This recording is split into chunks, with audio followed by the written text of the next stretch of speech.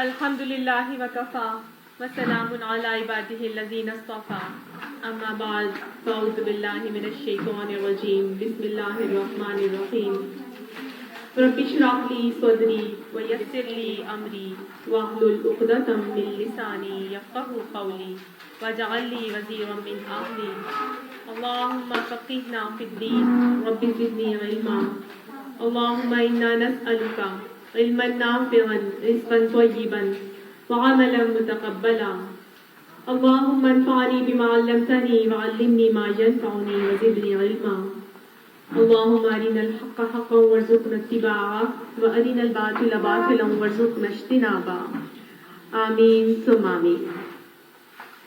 آج ہم سورہ انبیاء شروع کریں گے۔ سورہ انبیاء مکی سورت ہے، اس میں 7 رکوعات اور 112 آیات ہیں۔ مکہ کے متوسط دور میں نازل ہونے والی یہ سورت، اس کا نام سورہ انبیاء کیوں رکھا گیا؟ کیونکہ اس میں اللہ سبحانہ تعالیٰ نے مختلف نبیوں کے قصے بھی بتائے ہیں، ٹھیک ہے؟ تو اس حوالے سے اس کا نام الانبیاء آتا ہے۔ اس کے موضوع اور مضمون میں صرف اور صرف انبیاء کے قصے نہیں، بلکہ کیا ہے کہ یہ چونکہ مکی دور کی صورت ہے تو لہٰذا اللہ سبحانہ تعالیٰ نے اس صورت میں کچھ عقائد کو راسخ کیا، اور وہی عقائد جو ہمیشہ ہر مکی دور میں اللہ سبحانہ تعالیٰ راسخ کرتے ہیں۔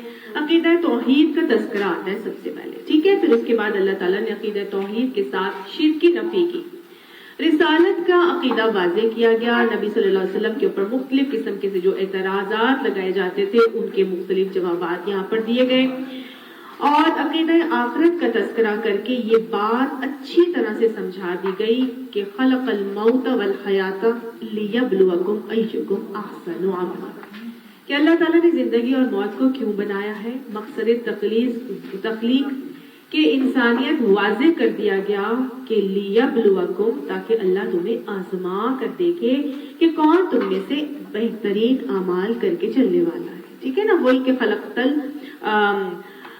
وما خلقت الجن والانس الا لیعبدون، کہ اللہ تعالیٰ نے جنوں اور انسانوں کو سوائے اپنی بندگی کے اور کسی کے لیے پیدا نہیں کیا۔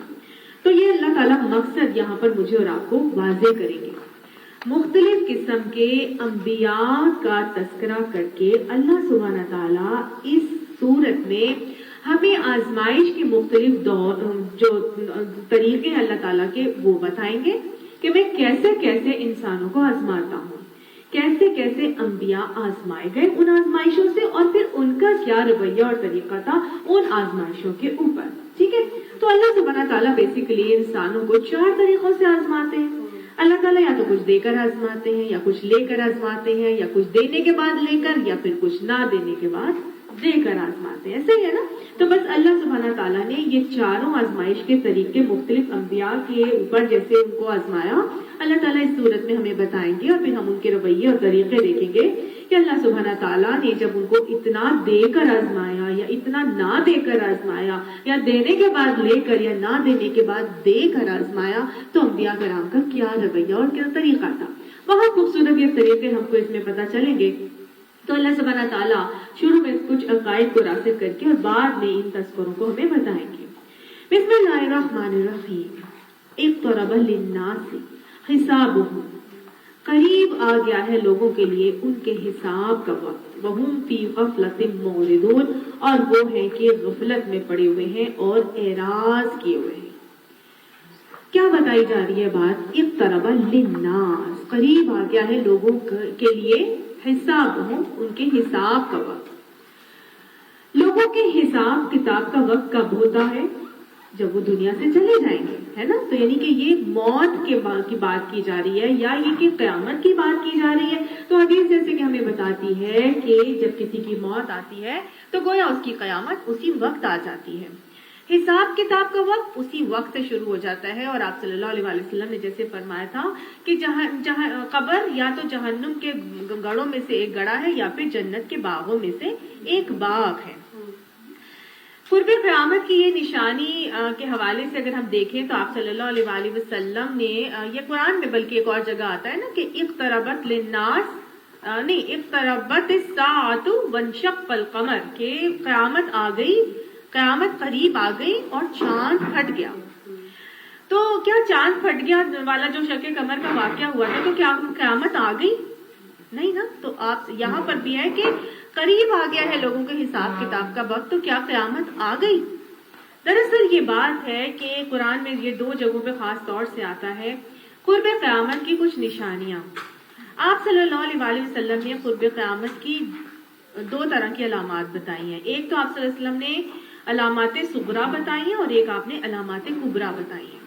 علامات صغریٰ جو ہیں اس میں سے یہ 2 نشانیاں کہ آپ صلی اللہ علیہ وسلم نے فرمایا تھا کہ میرا اور قیامت کا آنا یوں ہے، اور آپ صلی اللہ علیہ وسلم نے ایسے اپنی انگلیوں کو جوڑ کے دکھایا تھا کہ میں اور قیامت کا آنا جو ہے وہ گویا یوں ہے. ٹھیک ہے، میری نبوت کا نزول یا میرا مبعوث ہونا اور قیامت کا آنا بالکل قریب قریب ہے. اور ہم نے دیکھا تھا کہ جب معراج میں آپ صلی اللہ علیہ وسلم تشریف لے کر گئے تھے تو پھر وہاں پہ ایک بوڑھی عورت آپ صلی اللہ علیہ وسلم کو دکھائی گئی تھی، اور پھر حضرت جبرائیل علیہ السلام نے بتایا تھا کہ یہ دنیا کی عمر ہے، تو دنیا ختم ہونے والی ہے، یعنی کسی وقت بھی قیامت برپا ہو سکتی ہے.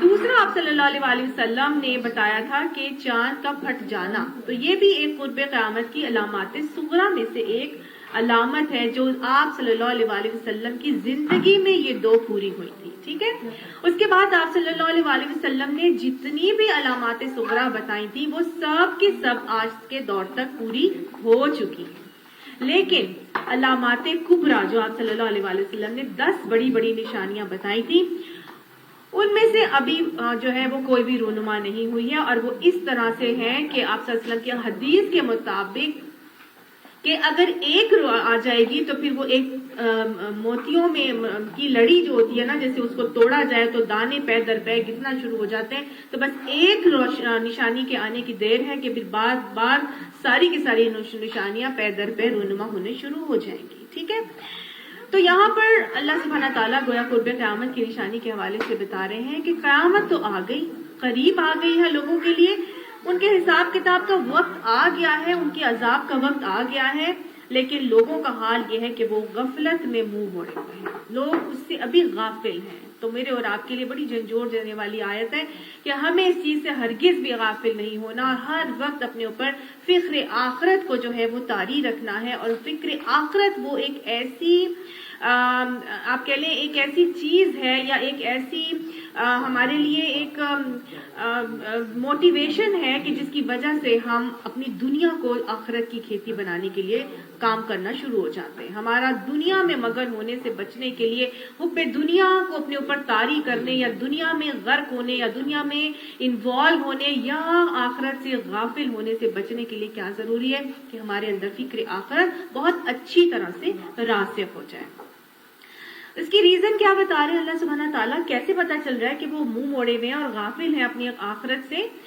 ما یاتیہم من ذکر من ربہم، کوئی من محدثین، یعنی ان کے رب کے پاس جو تازہ نصیحت بھی ان کی رب کی طرف سے آتی ہے ان کے پاس، اس کو وہ بتکلف سنتے ہیں، یعنی کہ اس میں ان کو سننے میں دل نہیں چاہ رہا ہوتا اور کھیل میں پڑے رہتے ہیں. ریزن بتایا جا رہا ہے کہ اللہ کی طرف سے نصیحت ان کے پاس آ بھی رہی ہے، لیکن اس نصیحت کی طرف ان کا دھیان اور توجہ نہیں ہو رہا. کیوں؟ کیونکہ وہ کھیل میں منہمک ہے، انہوں نے اپنی زندگی کو کھیل تماشا بنا رکھا ہے.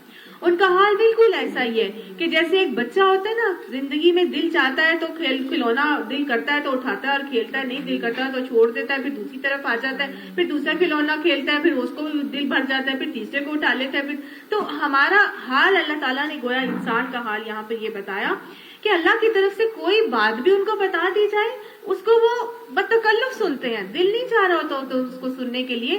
اصل وجہ یہ ہے کہ وہ کھیل تماشے میں مگن، انہوں نے دنیا کو کھیل لاہبوں اور لاو بنا کے رکھا ہوا ہے.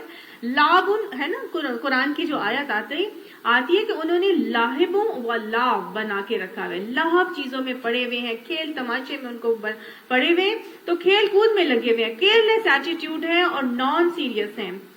اصل وجہ پھر وہی بات ہے کہ دل ان کے دوسری کی فکروں میں مگن ہے. ان کے اصل میں ان کے دل و دماغ پر آخرت کی فکر غالب ہونے کے بجائے کون سی فکر غالب ہے؟ دنیا کی فکر غالب ہے. دنیا کی فکروں میں وہ مگن ہوئے ہیں، دنیا کو اپنی جنت بنانے کے چکر میں پڑے ہیں، دنیا کے باغات کو جنت کے باغات بنانے کے چکر میں لگے ہیں، دنیا کے گھروں کو جنت کے گھر بنانے کے چکر میں لگے ہیں، دنیا میں ہی اپنا مال، عہدہ، ترقی، اقتدار، عزت، طاقت، اپنی اولادوں کو جو ہے وہ آگے سے آگے بڑھانے کے لیے، وہ ہے نا زینت و تفاخر بینکم من الاموال والاولاد، کے زینت اور تفاخر مال اولاد کے چکروں میں آگے سے آگے بڑھنے کے لیے جو ہے وہ لگا کے رکھے ہیں۔ ساری دنیا میں ان کی ساری کوششیں ہی یہی ہیں کہ میں زیادہ بنا لوں، میرا زیادہ ہو جائے، میری واہ واہ ہو جائے، میرا نام بن جائے، میرے بچے آگے ہو جائے، میرا گھر بن جائے، میری گاڑی اچھی ہو، میری ترقی زیادہ ہو، میرے بچے آگے نکلے، شادیاں اچھی جگہ پر ہو، پڑھے اچھے جائیں، مطلب تمام کی تمام چیزیں کیا ہیں کہ دنیا بنانے کے چکر میں۔ تو حب الدنیا رأس کل خطیئۃ، دنیا کی محبت تمام برائیوں کی جڑ ہے۔ تو اصل وجہ یہ کہ ان کے دماغوں میں دنیا ہی دنیا سوار ہے۔ آپ صلی اللہ علیہ وآلہ وسلم نے فرمایا تھا نا کہ مجھے اپنی امت میں دو باتوں کا ڈر ہے، دو باتوں کا ڈر، اور وہ دو باتیں کیا تھی؟ ہوا اور طول عمل۔ ہوا کیا ہے؟ صحابہ نے پوچھا تو آپ صلی اللہ علیہ وسلم نے فرمایا تھا کہ دین کو اپنی خواہشوں کے تابع کر لیں گے، اپنی خواہش کے مطابق دین پہ چلا کریں گے۔ اور طول عمل کیا ہے؟ تو طول عمل کے بارے میں آپ نے فرمایا تھا لمبی امیدیں باندھنے لگ جائیں گے، دنیا کے بارے میں اتنی لمبی پلاننگز ہوں گی کہ بس یہ کر لوں اور وہ کر لوں، اور پھر بیٹے بھی کھائیں اور پوتے بھی کھائیں، پھر ان کے بھی بچے، مطلب دنیا بنانے کے چکر میں پڑ جائیں گے۔ تو آج ہماری بیسک ریزن، ہماری بحث انفرادی سے لے کے اجتماعی، ملک و قوم اور امت کی سطح پر اصل پرابلم ہماری ڈیکلائن اور ڈاؤن فال کا مسلم امت کا کیا ہے کہ ہمارے اندر دنیا کی محبت جڑ پکڑ چکی ہے۔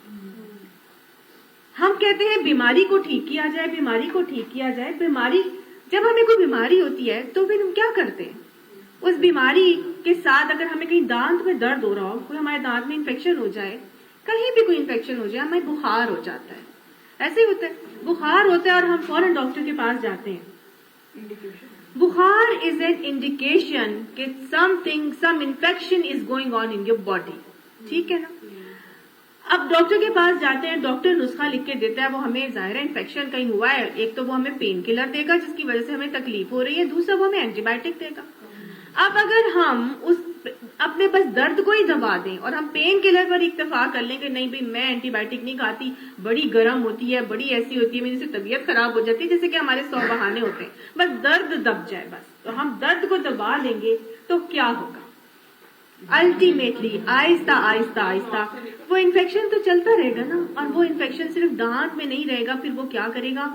وہ پوری کی پوری باڈی میں پھیلنا شروع ہو جائے گا، اور الٹیمیٹلی وہی انسان جو ہے دیٹ کین ڈائی آف سیپسس، وہ سیپسس کی وجہ سے پوری جسم میں جب آپ کے انفیکشن پھیل جاتا ہے، اسی کنڈیشن کو سیپٹیسیمیا کہتے ہیں، اور سیپٹیسیمیا وہ کنڈیشن ہے جو فیٹل ہوتی ہے، لائف تھریٹننگ ہوتی ہے، اور بہت کم اس کے اندر سروائیول جو ہے وہ ہوتا ہے۔ تو کیا ہوگا؟ ہم نے جب تک کہ روٹ کاز کو ہی نہیں ٹریٹ کیا، ہم لاکھ پین کلرز دے کے اپنے دردوں کو دبا دیں گے، تو جڑ کو ہی ہم نے ختم نہیں کیا تو ہم ٹھیک ہو جائیں گے؟ نہیں ہوں گے نا۔ تو آپ صلی اللہ علیہ وسلم نے کیا فرمایا کہ حب الدنیا رأس کل خطیئۃ، تمام برائیوں کی جڑ کیا ہے؟ حب دنیا۔ اس دنیا کی محبت کو اپنے اندر سے جب تک نہیں ہم نکالیں گے تب تک ہمارا علاج نہیں ہو سکتا۔ بہت ضرورت ہے کہ ہم اپنے اندر فکر آخرت کو غالب رکھیں۔ یہ فکر آخرت ہی ہے جو ہمیں آخرت کی تیاری کی طرف موٹیویٹ کرتی ہے۔ کوئی ایسا ہے جس نے کہیں موو کرنا ہو اور وہ بغیر کچھ وہاں پہ اپنے گھر لیے یا بغیر وہاں پہ پلاٹ لیے یا اپنا ٹارگٹ سیٹ کیے وہ یہاں سے ایک دم سے موو ہو جائے؟ آپ اگر کہیں کرائے کے مکان میں رہتے ہو یا آپ نے کسی دوسرے ملک میں شہر میں موو کرنا ہو تو آپ پہلے کیا کرتے ہیں کہ آپ سارا سامان اٹھاتے اور چلے جاتے ہیں؟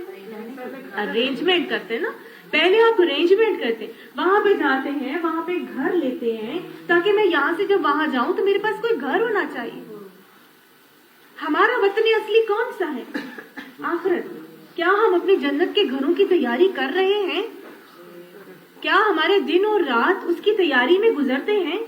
کیا ہم روز یہ سوچتے ہیں کہ میں نے کل اپنے آنے والے گھر جہاں میں نے جانا ہے یا میری قبر جہاں تک میں نے پہنچنا ہے، جو میری پہلی منزل ہوگی، کیا میں نے اس کے لیے کوئی تیاری کی ہے؟ کیا ہم یہ سوچتے ہیں کہ آج میں نے اپنے اس گھر میں کتنا سامان بھیجا ہے، آج میں نے اپنے اس گھر کے لیے کیا ٹرانسفر کیا ہے؟ نہ وہاں کے لیے ہم کوئی کرنسی بھیجتے ہیں، نہ وہاں کے لیے ہم گھر تیار کرتے ہیں، نہ ہم صدقات دے کے عذابوں سے بچنا چاہتے ہیں. ہم کیا کر رہے ہیں؟ کیا ہماری دنیا آخرت کی کھیتی بن رہی ہے؟ اپنے اپنے اندر جھانکنے اور محاسبہ کرنے کی ضرورت ہے. ہمارے اندر فکر آخرت کتنا غالب ہے؟ ہم اپنی ساری زندگی میں آخرت کی تیاری کے لیے کیا کرتے ہیں؟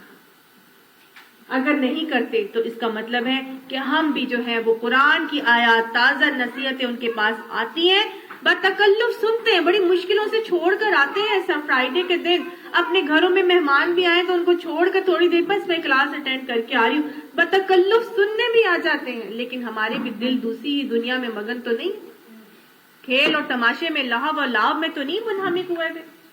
بڑی جھنجھوڑنے والی آیات ہے نا. تو اللہ تعالیٰ فکر آخرت کو یہاں پر راسخ کر رہے ہیں. اللہ سبحانہ تعالیٰ فکر آخرت کو ہمارے اوپر غالب کر دے. اللہ ہماری فکر آخرت ہمیں عطا فرما دے. اور ظالم آپس میں سرگوشیاں کرتے ہیں کہ یہ شخص آخر تم جیسا ہی ایک بشر ہی تو ہے، پھر کیا تم آنکھیں دے کے جادو کے پھندے میں پھنس جاؤ گے؟ آپ صلی اللہ علیہ وآلہ وسلم کی ذات مبارکہ کے اوپر اعتراضات ہوتے تھے اور یہ کہا جاتا تھا کہ یہ لوگ آپس میں سرگوشیاں کر کر کے کہتے ہیں کہ یہ ایک بشر ہی تو ہے تمہارے جیسا، اسی طرح کھاتا ہے، پیتا ہے، اٹھتا ہے، بیٹھتا ہے، جاتا ہے، سوتا ہے، اس کے بیوی بچے ہیں، گلی بازاروں میں چلتا ہے، اور یہ تو تمہیں ہر چیز اس کی نظر بھی آ رہی ہے، لیکن پھر بھی تم جادو میں پھنس جاؤ گے. یعنی آپ صلی اللہ علیہ وآلہ وسلم کی گویا شخصیت میں ان کو کوئی جادو نظر آتا تھا، ان کے کلام میں ان کو جادو نظر آتا تھا، ان کی بات میں ان کو جادو نظر آتا تھا، ان کے اخلاق میں ان کو جادو نظر آتا تھا، ان کی عبادات میں ان کو جادو نظر آتا تھا. یہ کون سا جادو تھا جو آپ صلی اللہ علیہ وآلہ وسلم کا یہاں پر چلتا تھا ان کے اوپر؟ اخلاق کا جادو. تو ہم نے وہ جو ایک گڑیا کی مثال پڑھی ہے کہ وہ کس طرح سے وہ گڑیا جاتی ہے.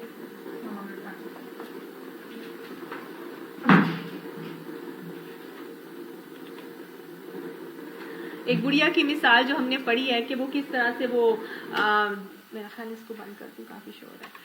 تو جب وہ جاتی ہے اور آپ صلی اللہ علیہ وآلہ وسلم اس کا سامان اٹھا کے ٹرانسفر کرواتے ہیں تو وہاں پہ ایک جادوگر آ گیا ہے، تو پھر آپ صلی اللہ علیہ وسلم فرماتے ہیں اماں وہ جادوگر میں ہی ہوں. تو یہ تو بہت خوبصورت آپ صلی اللہ علیہ وسلم کا اخلاق تھا. مشرکین مکہ یا آپ یہ کہہ لیں کہ جو باطل ہے وہ ہمیشہ اپنے کام کرنے کے لیے چند ہتھ کنڈے آزماتا ہے، اور انہی ہتھ کنڈوں میں کچھ چیزیں ہیں جو 4 چیزیں بہت اہمیت کی حامل ہیں جو بیسیکلی دنیا ہی دنیا ہے. اور وہ کیا ہے؟ ایک تو ہے کہ وہ مال و دولت، دوسرا سرداری، بادشاہت، ٹھیک ہے، طاقت، تیسرا ہے کہ عہدہ، ترقی، اقتدار، اور چوتھی چیز جو ہے وہ ہے ایک عورت. تو آپ صلی اللہ علیہ وسلم کے دور کا واقعہ ہے کہ عتبہ بن ربیعہ جو ابو سفیان کا سسر بھی ہے، ہند کا والد بھی ہے، اس نے اپنے مشرکین مکہ کے سردار بیٹھے ہوئے تھے تو وہاں پر ان کو کہا کہ بھئی تم سے اس کی دال نہیں گلنے والی، تو میں جو ہے نا کچھ کرتا ہوں. یہ حضرت حمزہ کے اسلام لانے کے بعد کا واقعہ ہے. روز بروز مسلمانوں کی تعداد بڑھتی جا رہی تھی اور مشرکوں سے برداشت نہیں ہو رہا تھا. تو اب اس نے کہا آگے سے کہ بھئی ابو الولید، لوگوں نے اس کو کہا کہ ٹھیک ہے ابو الولید ہمیں تم پر پورا اطمینان ہے، ضرور جا کر اس سے بات کرو رسول اللہ حضور صلی اللہ علیہ وسلم کے پاس. وہ گیا حضور صلی اللہ علیہ وآلہ وسلم سے جا کر بات کرنے لگا. آپ صلی اللہ علیہ وسلم حرم میں بیٹھے ہوئے تھے، مشرکین کے سردار ایک سائڈ پہ بیٹھے ہوئے تھے، وہ سب کہنے لگے ہم دیکھتے ہیں جی کیا بات ہوتی ہے وہاں پہ جاتا ہے. بڑے ٹھاٹ باٹ کے ساتھ عتبہ بن ربیعہ جو ہے وہ آپ صلی اللہ علیہ وآلہ وسلم کے پاس گیا اور جا کے کہنے لگا کہ بھتیجے ہمارے ہاں جو تم کو عزت حاصل تھی تم خوب جانتے ہو، نسب میں بھی تم ایک شریف ترین گھرانے کے فرد ہو، اور تم اپنی قوم پر یہ کیا مصیبت لے آئے ہو جو تم نے جماعت میں فرقہ تفرقہ ڈال دیا ہے، ساری قوم کو بے وقوف ٹھہرا دیا ہے، اس کے دین اور اس کے معبودوں کی برائی کی ہے، باپ دادا جو مر چکے ہیں ان سب کو بھی تم نے گمراہ اور کافر بنا دیا ہے. بھتیجے اگر تم ان باتوں سے تمہارا مقصد دنیا میں اپنی بڑائی قائم کرنا ہے تو آؤ ہم سب مل کر تم کو اتنا روپیہ دیتے ہیں کہ تم سب سے زیادہ مالدار ہو جاؤ. یعنی برائب دی، رشوت دی، کس چیز کی؟ مال کی. مال چاہیے تو لے لو، سردار دی چاہتے ہو تو ہم تمہیں سردار بنا دیتے ہیں. وہی کہ عہدہ، ترقی، اقتدار، بادشاہت دے دیتے ہیں. بادشاہی چاہتے ہو تو بادشاہ بنا دیتے ہیں. اگر تمہیں کوئی بیماری ہو گئی ہے جس کی وجہ سے تم کو واقعی سوتے جاگتے کچھ نظر آنے لگا ہے تو ہم بہترین اطباء کو بلا کے تمہارا علاج کرا دیتے ہیں. اور ایک جگہ یہ بھی آتا ہے کہ کہا کہ اگر تمہیں کوئی عورت چاہیے تو ہم عرب کی سب سے زیادہ خوبصورت ترین لڑکیوں سے تمہاری شادی کر دیتے ہیں، جتنی چاہتے ہو لے لو. تو یہ باتیں سن کر وہ کرتا رہا. آپ صلی اللہ علیہ وسلم خاموشی سے اس کی ساری باتیں سنتے رہے. جب وہ خاموش ہوا تو آپ صلی اللہ علیہ وسلم نے فرمایا، ابو الولید، آپ کو جو کہنا تھا وہ آپ نے کہہ لیا. آپ دیکھیں رسول اللہ صلی اللہ علیہ وسلم کا انداز. اگلا بات کرنے آیا ہے، بحث و تکرار کے موڈ میں ہے، آپ کو برائب دے رہا ہے، رشوتیں آفر کر رہا ہے، بہت کچھ سنا رہا ہے. آپ صلی اللہ علیہ وسلم نے خاموشی سے اس کو پورا کا پورا موقع دیا. جو کہنا چاہتے ہو کہتے جاؤ. ٹھیک ہے نا. میرے اور آپ کے لیے بڑا پیارا اصول ہے اس میں کیا، کہ جب بھی کوئی ہم سے لڑائی کے موڈ میں آئے، بحث مباحثے کے موڈ میں آتا ہے، یا اندر اس کے جتنا ہے نا اس کو نکال دینے دیجئے. جب وہ نکالتا جا رہا ہے تو مین وائل آپ کیا کریں گے کہ آپ اس کے مائنڈ کو ریڈ کرتے جائیں. وہ جو بول رہا ہے اس سے آپ اس کی ذہنی حالت کا اندازہ بخوبی لگا لیں گے، اور مین وائل آپ اپنے جواب تیار کرتے چلے جائیں، اس کو پورا موقع دیں. اور یہی طریقہ ہمیں حضرت موسیٰ علیہ السلام کا بھی نظر آتا ہے کہ جب وہ جادوگر سارے آئے تھے تو انہوں نے پوچھا تھا موسیٰ علیہ السلام تم پھینکتے ہو کہ ہم پھینکیں؟ تو موسیٰ علیہ السلام نے کیا کہا تھا؟ پہلے آپ پھینکیں، ہے نا. تو پہلے اگلے کو آفر دی جائے، جو کہنے کہو، تاکہ آپ اپنے پورے جوابات اسی کے مطابق تیار کریں. اور پھر اس کو، یہ ہے تحمل مزاجی آپ صلی اللہ علیہ وسلم کی شخصیت کی. کوئی جلد بازی نہیں ہے، کسی قسم کی روکا ٹوکی نہیں ہے، کسی قسم کا ہوسٹائل رویہ، ایٹیٹیوڈ نظر نہیں آ رہا، بلکہ پوری تحمل، حلم اور بردباری سے اگلے کی پوری بات سنی. جب ان کو کہا کہ آپ ابو الولید آپ کہہ چکے جو آپ نے کہنا تھا، اس نے کہا ہاں میں نے کہہ دیا. تو آپ صلی اللہ علیہ وسلم نے فرمایا اب میری سنو جو میں کہتا ہوں. آپ صلی اللہ علیہ وسلم بسم اللہ الرحمن الرحیم پڑھا، اور اس کے بعد سورہ الف لام میم سجدہ، جو حامیم سجدہ کی جو آیات ہیں وہ آپ صلی اللہ علیہ وسلم پڑھنا شروع ہوئے. حامیم تنزیل من الرحمن الرحیم پڑھتے اب عتبہ بن ربیعہ جو نا وہ پیچھے اپنے ہاتھ ٹیک ایسے لگائے نا، سنتا رہا. آپ صلی اللہ علیہ وسلم 38ویں آیت پر پہنچے تو آپ صلی اللہ علیہ وسلم نے اس آیت سجدہ آئی، آپ صلی اللہ علیہ وسلم نے آیت سجدہ کی، اور اس کے بعد جو ہے فرمایا ابو الولید جو میں نے کہنا تھا آپ نے سن لیا، جو میں نے کہنا تھا وہ میں نے کہہ دیا. آپ جائیں اور آپ کا کام، آپ جانے اور آپ کا کام جانے، اب آپ جائیں. تو عتبہ وہاں سے اٹھا. بیچ میں یہ آتا ہے کہ آپ صلی اللہ علیہ وسلم نے وہ آیت پڑھی جہاں قوم عاد اور سمود کے اوپر عذاب کا تذکر آیا تھا، تو وہ ایک دم سے آگے اٹھا اور اس نے آپ صلی اللہ علیہ وسلم کے منہ پر ہاتھ رکھ دیا اور کہا کہ خدا را عذاب کی بات نہ کریں. اچھا جی، جب قرآن کی آیات پڑھی جائیں تو وہ دلوں پہ اثر نہ کریں، ایسا کیسے ہو سکتا ہے؟ اور پھر نبی صلی اللہ علیہ وسلم کی زبان مبارک سے نکل رہی ہوں اور وہ اثر نہ کریں، ایسا کیسے ہو سکتا تھا؟ اب یہ اٹھا اور سکتے کے عالم میں واپس مشرکین مکہ کی طرف آ رہا ہے، تو سب آپس میں بات کر کے کہنے لگے کہ جس چہرے کو لے کے گیا تھا اس چہرے سے تو واپس نہیں آ رہا، اس کے چہرے کا رنگ تو بالکل ہی بدل گیا ہے. قرآن کی آیات ایسے اثر کرتی ہیں. پھر کیا ہوا؟ لوگوں نے آ کے سوال کیا ابو الولید کیا کر کے آئے ہو؟ اس نے کہا خدا کی قسم آج میں نے ایسا کلام سنا ہے کہ اس سے پہلے کبھی نہیں سنا تھا. واللہ یہ شعر نہیں ہے، نہ ہی سحر ہے اور نہ ہی کہانت ہے. اے معاشر قریش، یعنی اے قریش کے گروہ، میری بات مانو اور اس شخص کو اس کے حال پر چھوڑ دو. اس کی جو باتیں میں نے سنی ہے وہ رنگ لا کر ہی رہے. ایک مشرک سردار بھی یہ اپنی زبان سے کہہ رہا ہے کہ اس کی باتیں رنگ لا کر ہی رہیں گی. یہ کون سی باتیں تھی؟ قرآن کی باتیں. ہم کیوں نا امید ہو جاتے ہیں کہ آج ہم قرآن کسی کو بتائیں گے کوئی سنے گا نہیں، آج کوئی لوگ بدلیں گے نہیں. ہم کیوں نا امید ہو جاتے ہیں جب ایک مشرک کے دل پر یہ اثر کر رہی ہیں، وہ کہہ رہے ہیں کہ یہ رنگ لا کر رہیں گی. آج بھی اگر ہم قرآن کے انچر پھینکیں گے، حدیث کے انچر پھینکیں گے تو ضرور لوگوں کے دل بدلیں گے. کبھی بھی نا امید اس میں نہیں ہونا. اصل بات یہ ہے کہ ہمیں صبغت اللہ کو اپنے اوپر چڑھانے کی ضرورت ہے، ہمیں اپنی شخصیت کو ایسا بنانے کی ضرورت ہے کہ جس کی وجہ سے لوگ جو ہے وہ بدلنا شروع ہو جائیں. یہی آپ صلی اللہ علیہ وسلم کا ایک انداز اور طریقہ ہے جس کے جادو جو ہے وہ چل رہے ہیں.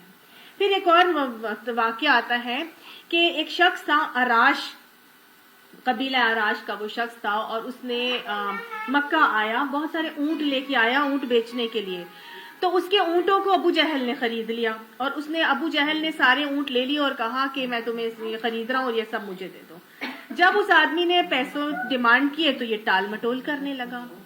اب ابو جہل پیسے نہیں دے رہا تھا، تو اس شخص کو جو اراشی تھا، اراش قبیلے کا، اس کو بہت ظاہر تکلیف ہوئی کہ میرے اونٹ لے لیے، پیسے ابھی تک نہیں دیے. تو اس نے کیا کیا، کعبہ حرم میں جا کے تو زور زور سے سب کے سامنے کہنا شروع کر دیا. وہ جتنے سردار بیٹھے تھے ان سب کو یہ کہنا شروع ہو گیا کہ بھئی ابو جہل میرے اونٹ لے لیے اور میرے پیسے نہیں دیتا.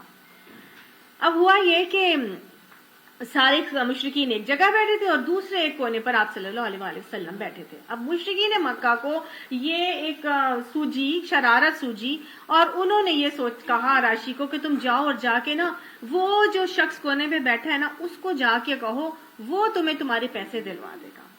اور ساتھ ساتھ اراشی جو تھا اس کو بھیجا، اور ساتھ ساتھ انہوں نے ایک بندے کو، ایک غلام کو اس کے پیچھے مخبر کے طور پہ بھیج دیا کہ جاسوسی کر کے آؤ، دیکھو کیا ہوتا ہے. وہ اراشی گیا حضور صلی اللہ علیہ وسلم کے پاس، جا کے اس نے بات کی اور یہ کہا کہ اس طرح ابو جہل نے میرے اونٹ لے لی اور مجھے پیسے نہیں دیتا. آپ صلی اللہ علیہ وسلم نے کہا اچھا یہ بات ہے، چلو میرے ساتھ آؤ. وہ لے کے جو ہے وہ ابو جہل کے گھر چل پڑے آپ صلی اللہ علیہ وسلم. یہ جب وہاں پر گیا تو آپ صلی اللہ علیہ وسلم جا کے اس کا دروازہ کھٹکھٹایا. ابو جہل نے پوچھا کون ہے؟ آپ صلی اللہ علیہ وسلم نے فرمایا میں ہوں محمد صلی اللہ علیہ وسلم. تو آپ نے وہ فوراً سے باہر آیا، آپ نے فرمایا اس کو کہ اس کا جو حق بنتا ہے وہ اس کو دے دو. وہ سیدھا بغیر چوں چرا کے اندر گیا اور جا کے لا کے وہ پیسے لا کے اس شخص کے اراشی کے ہاتھ میں تھما دیے. اب وہ جو مخبر دیکھ رہا تھا وہ حیران پریشان سٹ پٹا گیا کہ یہ کیا ہو گیا، ابو جہل جیسا بندہ نہ چوں کی نہ چرا کی اور خاموشی سے لا کے اور پیسے تھما دیے، یہ کیسے ہو گیا؟ تو یہ کیا تھا؟ یہ آپ صلی اللہ علیہ وسلم کی شخصیت کا روب تھا. اللہ یہ روب اللہ والوں کے دلوں میں ڈال دیا کرتا ہے. یہ قرآن کا روب تھا جو نبی صلی اللہ علیہ وآلہ وسلم کی شخصیت کے اندر آیا تھا. جو شخص بھی دین کی گواہی دینے کے لیے اٹھ کھڑا ہوتا ہے اللہ سبحانہ تعالیٰ یہ روب ان کے دلوں میں آج بھی ڈال دیا. تو یہ آپ صلی اللہ علیہ وسلم کی شخصیت کا روب تھا جس کا جادو جو ہے وہ بار بار چل جایا کرتا تھا. ایک آدھ دو میں نے آپ کے سامنے قصے رکھے. رسول صلی اللہ علیہ وسلم نے کہا کہ میرا رب ہر اس بات کو جانتا ہے جو آپ آسمان اور زمین میں کی جائے، وہ سمیع اور علیم ہے. وہ کہتے ہیں کہ یہ تو بلکہ پاگندہ خواب کی باتیں ہیں، یعنی یہ بہکے ہوئے خیالات ہیں، بکھری ہوئی باتیں، بکھرے ہوئے خوابوں کی، ایسا ویسا نہیں ہو سکتا، بلکہ یہ جو ساری باتیں ہیں یہ تو اس کی من گھڑت ہے. نعوذ باللہ. آپ صلی اللہ علیہ وسلم نے کہا جاتا تھا کہ یہ باتیں خود سے خود بنا لی ہیں، یعنی قرآن کی آیات نعوذ باللہ رسول اللہ علیہ وسلم نے خود بنا لی ہیں، من گھڑت ہے. بلکہ بل ہوا شاعر، بلکہ یہ تو شخص کیا ہے؟ نعوذ باللہ رسول اللہ علیہ وسلم کی ذات پہ اعتراض ہے کہ کیا ہے؟ شاعر ہے. آپ صلی اللہ علیہ وآلہ وسلم کو مجنون، شاعر، ساحر، کاہن، دیوانہ، کیا کیا نہیں کہا گیا. اتنے اعتراضات کیے گئے اور ایک اور اعتراض شاعر کے حوالے سے بتا دیا گیا.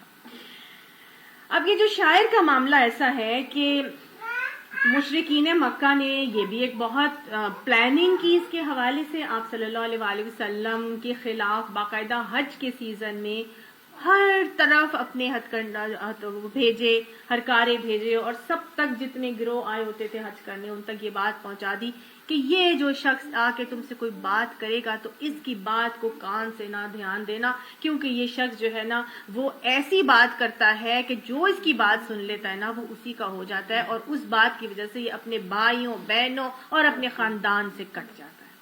تو یہ شخص جو ہے نا تمہارے اندر تفرقے ڈال دے گا، تم لوگوں کو جدا جدا کر دے گا، تو اس کی بات پہ دھیان نہ دینا، کان نہ لگانا. آپ صلی اللہ علیہ وآلہ وسلم کے خلاف انہوں نے یہ سازش کی، لیکن انہوں نے تو چلی اپنی چال. واللہ خیر الماکرین. اپنی چال اللہ تعالیٰ خود چلنے والا ہے اور وہ بہترین چال چلنے والا ہے. ایسی چال ہوئی کہ وہی مخالفت جو وہ چاہتے تھے کہ ہو جائے، اسی وجہ سے انسان کی فطرت ہے نا کہ جب ایک چیز سے روکا جاتا ہے تو اس کی جستجو اور زیادہ بڑھ جاتی ہے. اب ان کے دلوں میں یہ آیا کہ ہم بھی تو دیکھیں یہ آخر ہے کون، یہ ایسی کیا بات کرتا ہے، ہم کو اتنے بچے تو نہیں ہیں، ہم کو اتنے بے وقوف تو نہیں ہے کہ اگر ہم سنیں گے تو ہم ایک دم سے ہی ویسے ہو جائیں، ہم بھی تو سنیں کہ یہ کہتا کیا ہے. تو یہ چیز جو ہے نا یہ الٹا نبی صلی اللہ علیہ وسلم کے لیے فائدہ مند ثابت ہو گئی. تو ایک صحابی طفیل بن عمرو دوسی تو قبیلہ دوس کے تھے یہ سردار، یہ آتے ہیں مکہ، آئے تو اسی طرح کی یہ بات ان کے کان میں بھی کہی گئی کہ ان کی بات نہ سننا، تو انہوں نے ٹھان لیا کہ ٹھیک ہے میں اپنے کانوں میں نا روئی ڈال لوں گا اور میں کوئی بات نا اس شخص کی سنوں گا نہیں. یہ کانوں میں روئی انہوں نے ڈال لی اور کانوں میں روئی ڈال کے اسی نیت اور ارادے سے حرم میں بیٹھے ہوئے تھے. آپ صلی اللہ علیہ وآلہ وسلم وہی حرم میں آ کے نماز ادا کر رہے تھے. اب جب نماز پڑھتے ہوئے اس نے آپ صلی اللہ علیہ وآلہ وسلم کو دیکھا تو ایسی خوبصورت نماز، آپ صلی اللہ علیہ وسلم کی عبادت کا ایک جادو تھا جو اس کے اوپر چل گیا. کیا خوبصورت قیام، کیا خوبصورت تلاوت، کیا خوبصورت انداز میں رکوع ہے، کیا خوبصورت انداز میں سجدے ہیں کہ وہ شخص متاثر ہوئے بغیر رہ ہی نہ سکا کہ یار اس کی تو ہر حرکت، ہر ادا اتنی حسین، عبادت اتنی حسین، دیکھوں تو صحیح آخر کہتا کیا ہے.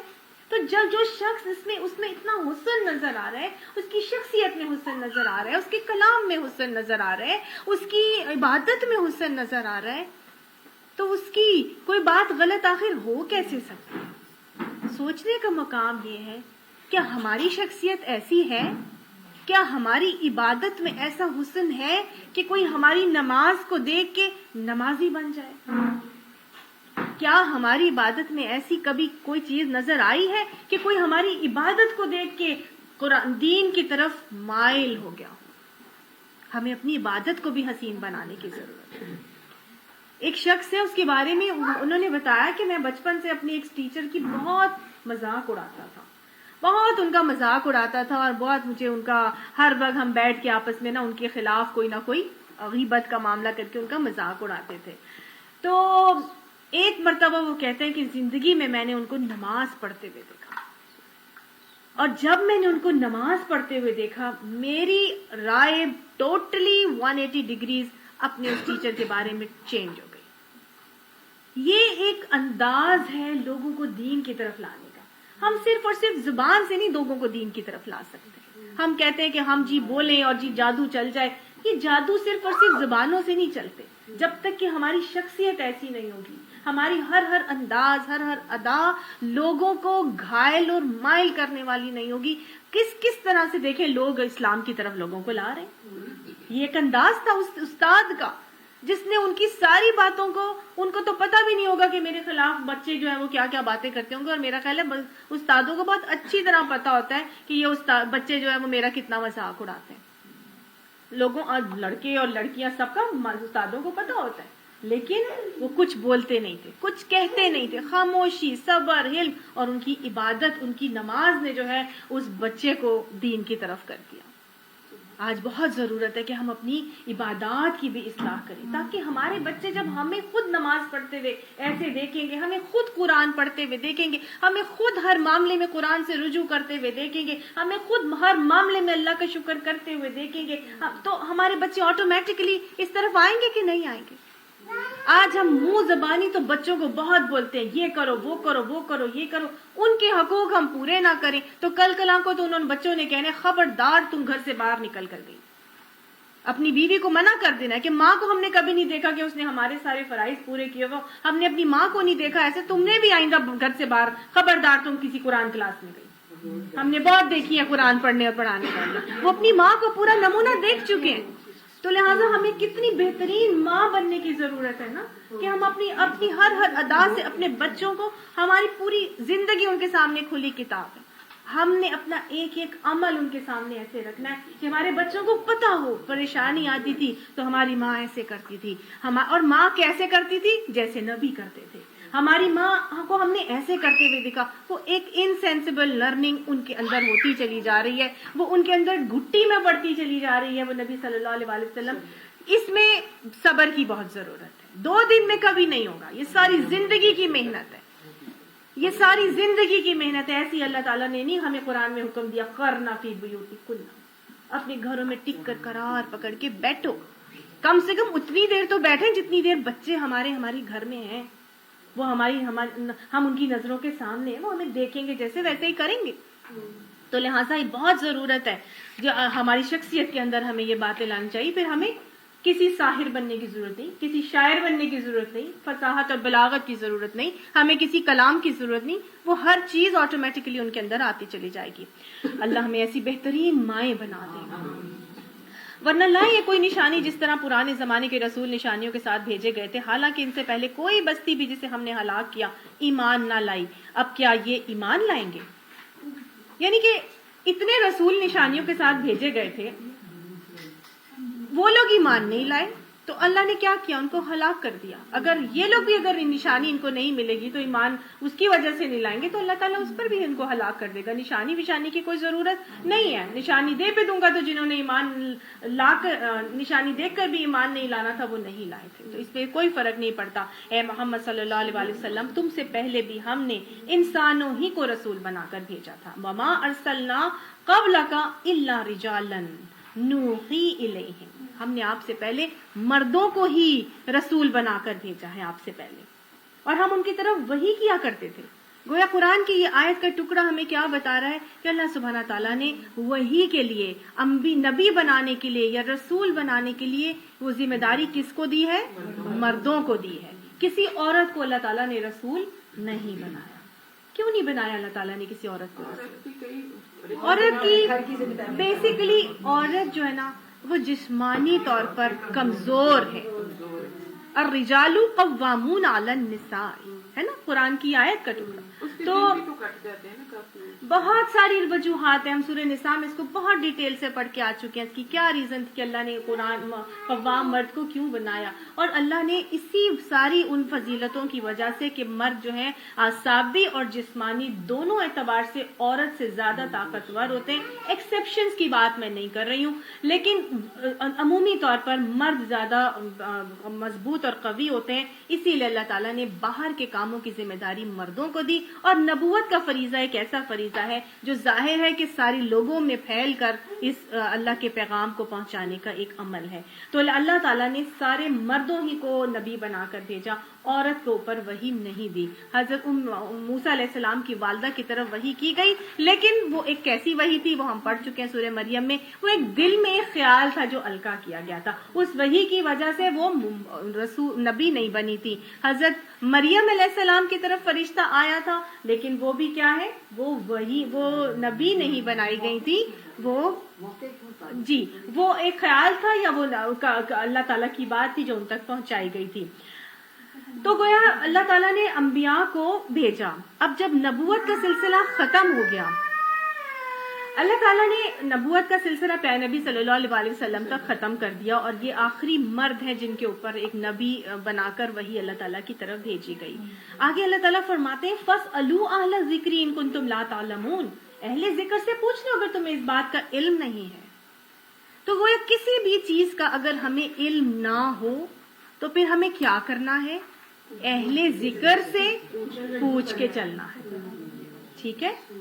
تو ایک طرح سے یہ آیت ہمیں یہ بتا رہی ہے کہ اگر تمہیں یہ بات سمجھ نہیں آتی کہ مردوں کو اللہ تعالیٰ نے نبی بنا کے وہی ان پر کی تھی، تو تم وہ قومیں یا وہ لوگ، وہ اہل کتاب یا اہل ذکر جن کے پاس یہ ذکر موجود ہے تورات کی شکل میں، انجیل کی شکل میں، زبور کی شکل میں، وہ اہل ذکر ہیں۔ قرآن بھی تو ذکر ہے نا، ہم نے پیچھے پڑھا تھا، تو قرآن بھی ذکر، تو جن لوگوں کے پاس یہ اللہ کا ذکر خود کتابوں کی شکل میں، صحیفوں کی شکل میں پہنچا ہے، ان سے پوچھ کے دیکھ لو یہ بات اگر تمہیں سمجھ نہیں آتی۔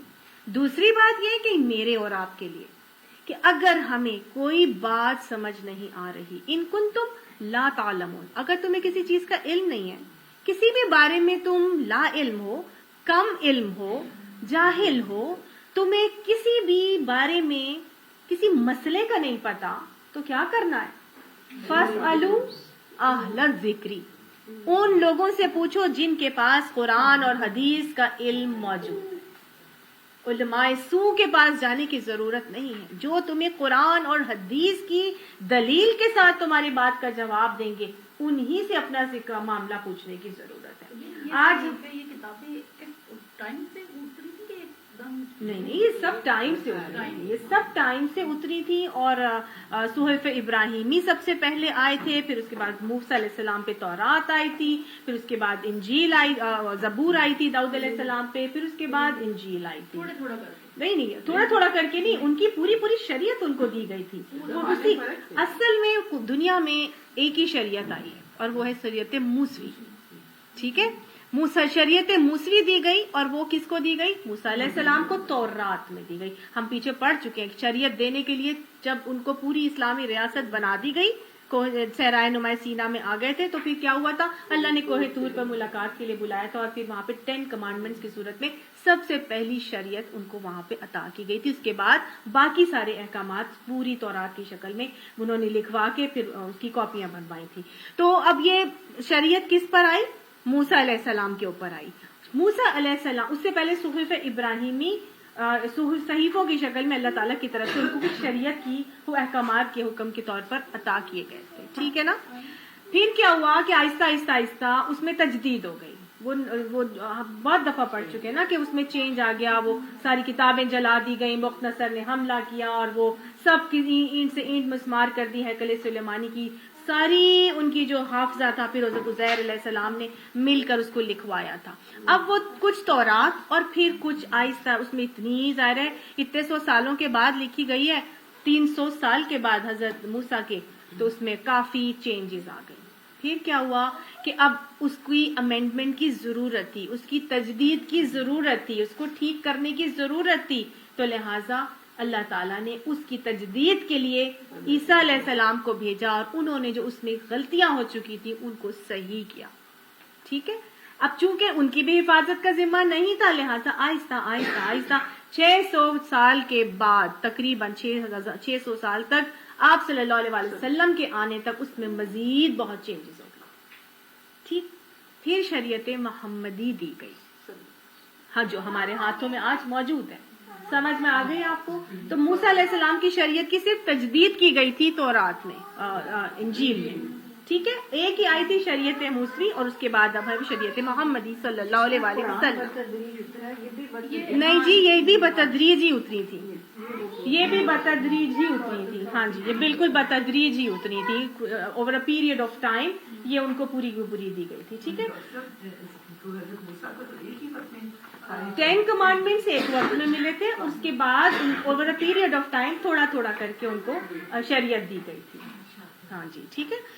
اچھا جی، تو ہمیں کیا سمجھ آ رہا ہے؟ فَاسْأَلُوا أَهْلَ الذِّكْرِ إِن كُنتُمْ لَا تَعْلَمُونَ. اگر تمہیں کسی بھی بارے میں علم نہیں ہے تو پھر تم نے کسی بھی مسئلے میں تم گرفتار ہو، گھر میں کوئی پرابلم آ گئی ہے، اب فون کر کے امی سے پوچھنا ہے، اپنی دوست کو پوچھنا ہے کیا کروں، اپنے شوہر سے پوچھیں گے کیا کروں، کس سے پوچھنا ہے اس مسئلے کا حل؟ اہل ذکر سے پوچھنا ہے کہ قرآن اور حدیث مجھے، قرآن اور سنت مجھے اس بارے میں کیا حکم دیتے ہیں، مجھے کیا کرنا چاہیے. سمجھ میں آ رہی ہے آپ کو بات؟ تو اہل ذکر، اگر آپ کا شوہر، آپ کی والدہ، آپ کے بڑے بزرگ اگر اہل ذکر ہیں، ان کے پاس قرآن و حدیث کا علم موجود ہے، تو بے شک آپ ان سے جا کے مشورہ لیں. لیکن اگر نہیں ہے تو پھر ان سے مشورہ نہیں لینا. سمجھ میں آ رہی ہے نا؟ اللہ تعالیٰ کا یہ حکم ہے. فَاسْأَلُوا أَهْلَ، اس آیت کو اچھی طرح سمجھ لیں کہ اللہ نے یہ حکم دیا ہے کہ اگر تمہارے پاس علم نہیں ہے تو تم اہل ذکر سے پوچھو گے، اور پوچھ کے اپنا معاملہ لے کے چلو گے. تو اس بات کو بڑی ڈیٹیل سے مختلف مفسرین نے جو ہے وہ ایکسپلین کیا ہے، اور ہمارے لیے بہت خوبصورت اصول اللہ تعالیٰ نے یہاں پر عطا کر دیا.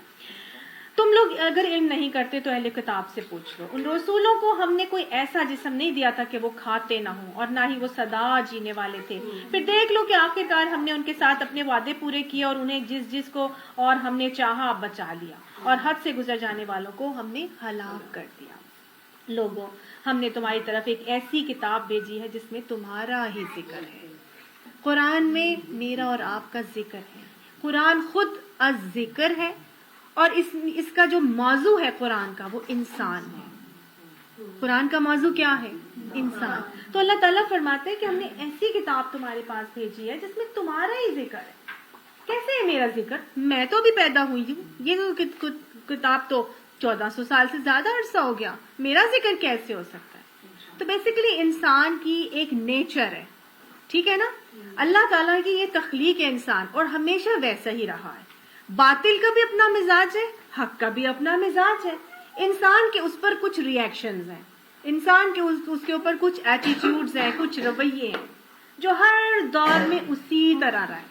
اہل حق کا مزاج بھی ایک جیسا ہے، اہل باطل کا مزاج بھی ایک جیسا ہے، اور ہمیشہ ہر دور میں ایسا ہی رہا ہے. سمجھ آئیے نا؟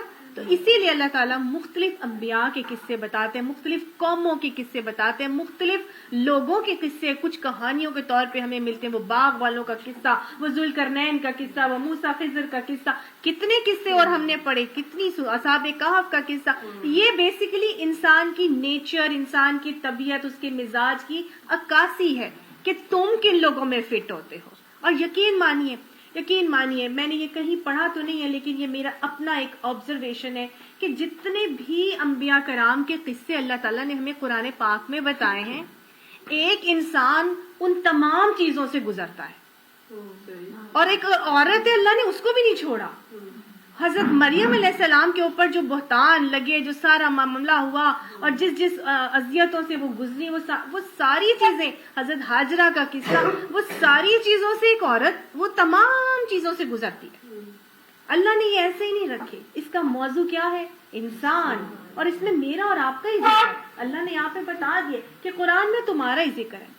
ہم کہیں گے ہمارا کہاں پہ ذکر آیا؟ کوئی ہمارا ذکر کرتا ہے، کہیں ہمیں ایک چیز بتاتا ہے کہ یہ دیکھو میں نے یہ تصویر کھینچی ہے اور یہ پارٹی کی تصویر ہے، ہم فلاں جگہ پہ گئے، وہاں پہ مختلف تصویریں کھینچی تھی، میری بھی اس میں بہت ساری جگہوں پہ تصویر آ گئی. تو مجھے ہوا کہ دیکھو میں جب تصویر ہوگی نا، ہر تصویر میں مجھے پتہ اگر چل جائے کہ یہ میری تصویریں بھی اس پارٹی کی تصویروں میں میری بھی تصویر ہیں، تو آپ کو ساتھ اگر ایسے اور آپ کو پتہ چل جائے تو کیا ہمارا ریئیکشن ہوتا ہے؟ ہم دیکھتے ہیں فوراً کہ ہماری تصویر اچھا دیکھو کون سی ہے، دکھاؤ، ایک ایک کر کے دیکھتے جاتے ہیں، اور جس میں ہماری ہوتی ہے اسی کو بڑا کر کے پہلے اپنے آپ کو دیکھتے ہیں کہ ہم کیسے، چاہے ہم پیچھے ہی ہوں. تو اللہ تعالیٰ نے ہماری کیوریوسٹی کو ڈیولپ کرنے کے لیے کہ دیکھو اس میں تمہارا ہی ذکر ہے، تم اس کو پڑھ کے تو دیکھو. سمجھ آئی نا؟ تو یہ انسان کی نیچر پہ اللہ تعالیٰ نے بات کی کہ جب تمہیں پتا ہوگا کہ میرا ہی اس میں ذکر ہے تو پھر ہی میں پڑھوں گی اس کو. تو میری ایک اٹیچمنٹ کو ڈیولپ کرنے کے لیے، بانڈنگ ڈیولپ کرنے کے لیے کہ ہاں میں دیکھوں. اور یقین مانیے ایسا ہی ہوتا ہے، کوئی پریشانی تکلیف ہماری گزر رہی ہو، قرآن کی آیات کو کھولتے ہیں تو وہاں پہ اس کا علاج اور حل ہمیں مل جاتا ہے. ہوتا ہے کہ نہیں؟ یہ معجزہ ہے قرآن کا، میرا ہی ذکر ہے اس میں. اور اللہ میری مائنڈ کی جو کیفیت ہوتی ہے اس حساب سے اللہ تعالیٰ مجھے اس کے اندر سے باتیں سکھا دیتا ہے اور سمجھا دیتا ہے. اور پھر وہی واقعہ میں جب دوبارہ پڑھتی ہوں، میرا مائنڈ اس وقت ویسا نہیں ہوتا تو میں اس سے ویسے ہی گزر جاتی ہوں، مجھے وہ بات ویسے سمجھ میں نہیں آتی. یہ معجزہ ہے اللہ کا اس قرآن کے اندر کہ اللہ تعالیٰ فرماتا ہے اس میں تمہارا ہی ذکر ہے، کیا تم سمجھتے نہیں ہو؟ اللہ تعالیٰ نے فرمایا کہ افلا تعقلون، ابھی بھی عقل نہیں آتی؟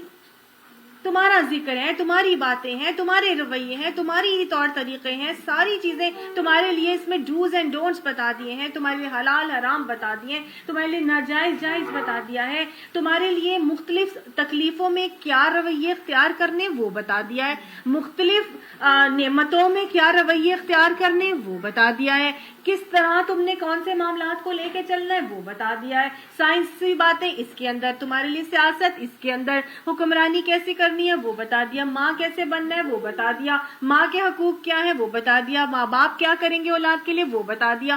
جب تم ماں باپ بن جاؤ گے تو یہ اٹھا کے دیکھو تمہیں وہ ماں باپ بننے والے سارے طریقے ملتے چلے جائیں گے. جب تم اولاد ہوگے تو تمہیں اولاد کے فرائض حقوق پتہ چلتے چلے جائیں گے. تم ڈاکٹر ہو تو تمہیں ڈاکٹر کی ساری باتیں اس کے اندر سے نکلنا شروع ہو جائیں گی. میں اپنے مریضوں کے ساتھ کیا کروں جب ایسے ہوتا ہے ویسے ہوتا ہے. تم کاشتکار ہو تو وہ پڑھ کے دیکھ لو، تمہاری وہ ساری چیزیں اس میں نکل آئیں گی. تم سائنسدان بننا چاہتے ہو، وہ ساری چیزیں بھی تمہیں ایک ایک کر کے اللہ تعالیٰ، زمین آسمان، تخلیق، سورج چاند ستارے ہوائیں بادل، کیا کیا تی چیزیں اللہ تعالیٰ نے اس میں نہیں رکھی. تو گویا ہر چیز جو ہمارے انٹرسٹ کی ہے اللہ نے ہر فیلڈ سے متعلق اس میں میرے اور آپ کے لیے رکھ دی ہے. کوئی قاضی ہے تو اس کے لیے بھی رکھ دی، کوئی وکیل ہے تو اس کے لیے بھی رکھ دی ہے نا، کوئی ٹیچر ہے اس کے لیے بھی رکھ دی. کون سی چیزیں ہم اس میں نہیں پڑھ کر آئے.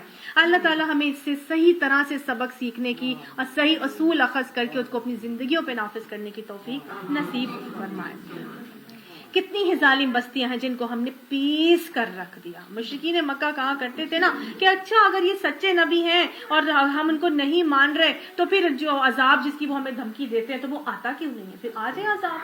تو اللہ تعالیٰ اس کا جواب دے رہے ہیں کتنی ہی ظالم بستیاں ہیں جن کو ہم نے پیس کر رکھ دیا. گویا انہوں نے جب ظلم کیا، شرک کر لیا اللہ تعالیٰ کے ساتھ. ظلم کیا ہے؟ شرک. ان الشرک لظلم عظیم. تو ہم نے انہیں پیس کر رکھ دیا، اور اس کے بعد دوسری کسی قوم کو اٹھایا.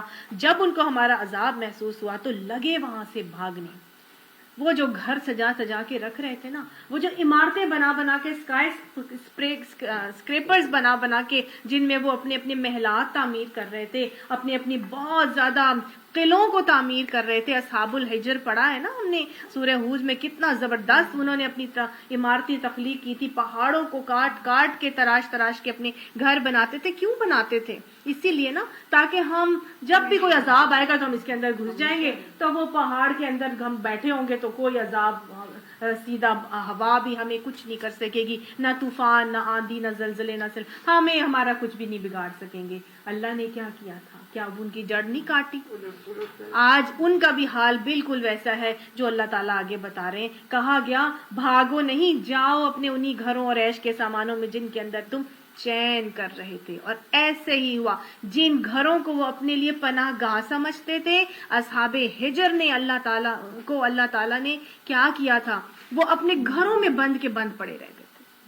اور جو لوگ نکل کے گئے تھے وہ ایسی آندھی اور طوفانی ہوائیں چلی کہ پھر ان کے چہرے زرد ہو گئے، پھر کالے سیاہ ہو گئے، اور 7 دن ان کے اوپر اللہ تعالیٰ کی طرف سے ایسی طوفانی ہوائیں تھی کہ وہ گھروں میں ہی بیٹھے رہ گئے، باہر ہی نہیں نکل سکے. اور انہی پناہ گاہوں کو جنہوں نے انہیں بچنے کے لیے بنایا تھا، اسی میں ان کی موتیں واقع ہو گئی. اللہ تعالیٰ یہی فرماتا ہے کہ آج میرے اور آپ کے لیے جھنجھوڑ دینے والی آیت ہے یہ کہ میں اور آپ جو آج گھر تعمیر کرتے ہیں اپنے، ایک ہے تو دوسرا، دوسرا ہے تو تیسرا. اب یہ نہیں اچھا بڑا بنا لیتے ہیں، اب یہ والا نہیں، یہ پرانا ہو گیا، نئے میں شفٹ ہو جاتے ہیں. مختلف قسم کے ہمارے بھی یہی معاملات ہیں. گھر بنانے کے چکر ہیں، بن گئے تو سجانے کے چکر ہیں، سج گئے ہیں تو دکھانے کے چکر ہیں، دکھ گئے ہیں تو ریڈو کرانے کے چکر ہیں، پھر دعوتیں برپا کرنے کے چکر ہیں، اور پھر یہ کہ صفائیوں ستھرائیوں کے چکر ہیں. روز صبح سے شام لگ جاتی ہے، صفائیاں صفائیاں صفائیاں ہی نہیں ختم ہوتی. سارا دن اس گھر کو جنت کا گھر بنانے کے چکر ہے کہ نہیں؟ آج ہمارا سب کا یہی حال ہے کہ ہم ان گھروں میں چپک کر رہ جاتے ہیں. ہمارے قرآن کے لیے ہمارے پاس ٹائم ہی نہیں ہوتا. آج ہمارے بچے ہیں، قرآن کے لیے ان کے پاس ٹائم ہی نہیں. کیا کر رہے ہیں؟ وہ بھی تو دنیا کے بچے بن رہے ہیں، دنیا کے بندے بن رہے ہیں. مال اور دولت کمانے کے لیے آگے سے آگے بڑھ جاؤں، میرے سب سے زیادہ اے سٹارز آ جائے، میرے سب سے اچھے کالج میں ایڈمیشن ہو جائے، میں سب سے اچھا کر لوں، میرے سب سے اچھے نمبرز اور گریڈز اور جی پی ایز آ جائے، اور پھر میری جاب سب سے اچھی ہو جائے، اور پھر میں سب سے زیادہ ریناؤنڈ ہو جاؤں، ساری دنیا مجھے جانے، اور میرے لیے جدھر جاؤں ہاتھوں ہاتھ مجھے سب لے، میرے لیے ہر چیز آسان ہے کہ نہیں؟ ہمارے بچوں کا بھی یہی حال. یہ کس لیے چاہ رہے ہیں؟ وہ اسی لیے چاہ رہے ہیں کہ انہوں نے اپنے دنیا کے گھروں کو جنت کا گھر بنانا ہے. میرا مال، میرا گھر، میری گاڑی، میری جائیداد، پھر میرا کاروبار، اور پھر میرے بچے، اور پھر میرے بچے، اور پھر پورا سلسلہ ختم ہی نہیں ہوتا. الہاکم التکاثر حتی زرتم المقابر، ہے نا؟ اللہ تعالیٰ فرماتا ہے کہا گیا بھاگو نہیں، جاؤ اپنے انہی گھروں اور عیش کے سامانوں میں جن کے اندر تم چین کر رہے تھے، شاید کہ تم سے پوچھا جائے. لَتُسْأَلُنَّ يَوْمَئِذٍ عَنِ النَّعِيمِ. اللہ ہر نعمت کے بارے میں ہم سے ضرور سوال کرے گا. یہاں تو فرما رہے لَعَلَّكُمْ تُسْأَلُونَ اللہم حَسِبْنَا حِسَابًا یسیرا. وہ لوگ کیا کہنے لگے؟ وہ جو نہیں آتے تھے نا، قرآن کی طرف نہیں آتے تھے، اس ذکر کو پڑھنے سیکھنے نہیں آتے تھے.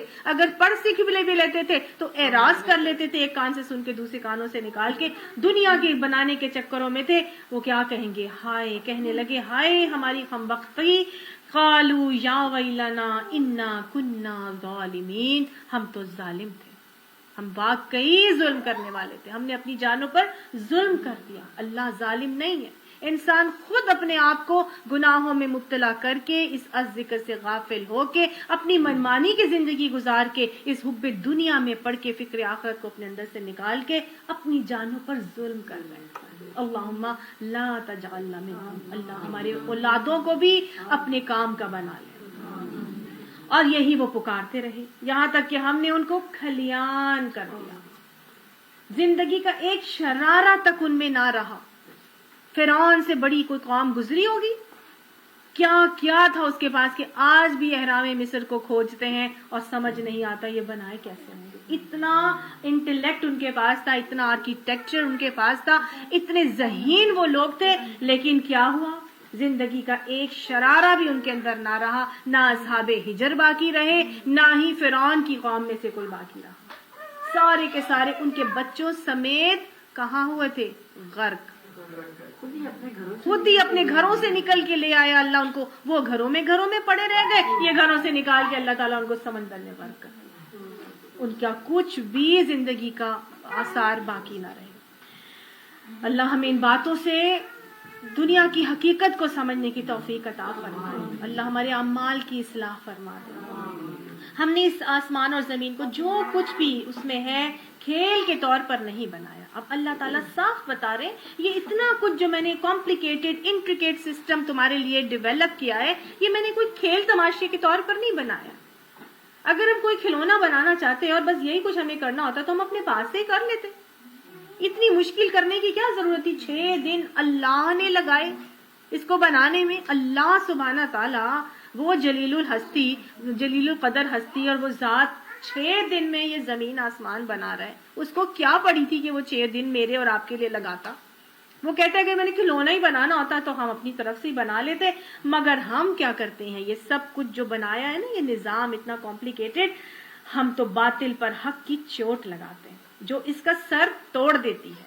قد جاء الحق وزهق الباطل ان الباطل کان زہوقا. حق آ گیا, باطل مٹ گیا. باطل تو مٹنے ہی آیا ہے. تو گویا اللہ تعالیٰ نے یہ سارے کے سارے معاملے کیوں کرنے ہیں؟ حق کی چوٹ لگانی ہے باطل کے اوپر, باطل کو نیچا کرنا ہے. ایک کانسٹنٹ جنگ ہے جو اللہ اور شیطان کے درمیان چل رہی ہے. یہ شیطان نے کہا تھا نا کہ میں تیرے بندوں کو گمراہ کر کے چھوڑوں گا, جو میں گمراہ ہوا تو میں کر کے چھوڑوں گا اور تیرے اس صراط مستقیم پر بیٹھ کے گمراہ کروں گا. تو ایک کانسٹنٹ جنگ ہے حق اور باطل کی جو چل رہی ہے. اللہ تعالیٰ نے یہ سارے حق اور باطل کی جنگ میں چاہتا کیا تھا؟ میں چاہتا تھا کہ میں ایک چھپا ہوا خزانہ ہوں, مجھے جانا جائے, پہچانا جائے. ان سارے معاملات میں ہم نے اللہ کو بڑا کرنا ہے, اللہ کو حاوی کرنا ہے, اللہ کو ہی اوپر لے کر آنا ہے, اللہ ہی کی پہچان کو غالب کرنا ہے, اللہ ہی کی معرفت کو اپنے اندر لے کر آنا ہے اور سمونا ہے. اللہ تعالیٰ فرماتا ہے وہ دیکھتے دیکھتے مٹ جاتا ہے اور تمہارے لیے تباہی ہے ان باتوں کی وجہ سے جو تم بناتے ہو. تو گویا اللہ تعالیٰ نے واضح طور پر یہاں پہ بتا دیا کہ میں نے بغیر کسی مقصد کے اس کائنات کو نہیں بنایا, اور تمہیں اختیار دینے کا مقصد بھی یہی ہے کہ تمہاری آزمائش کر کے دیکھوں. یہ ایک امتحان گاہ ہے, تمہیں مختلف حالات زندگی سے آزمایا جائے گا, پرچوں اور پرچہ امتحان تمہیں دیے جائیں گے ہر شخص کو. اور پھر کیا کرنا ہے, اس آزمائش میں دیکھنا ہے اللہ تعالیٰ نے آزما کے, کبھی سال میں 1 مرتبہ, کبھی 2 مرتبہ, ہر شخص آزمایا جائے گا. سورہ توبہ میں ہم نے پڑھا تھا نا, اولم یرون انہم یفتنون, کیا یہ دیکھتے نہیں کہ یہ سب آزمائے جاتے ہیں, فی کل عام, ہر سال میں, مرتن او مرتین, ثم لا یتوبون ولا هم یذکرون, پھر وہ توبہ بھی نہیں کرتے اور وہ کوئی نصیحت بھی نہیں پکڑتے. تو اللہ تعالیٰ نے ہماری آزمائشیں سال میں 1 یا 2 مرتبہ کرنی ہی کرنی ہے, اور انہی 5 چیزوں سے کرنی ہے. اور اللہ تعالیٰ کیا چاہتا ہے کہ اللہ تعالیٰ سے توبہ کر لے.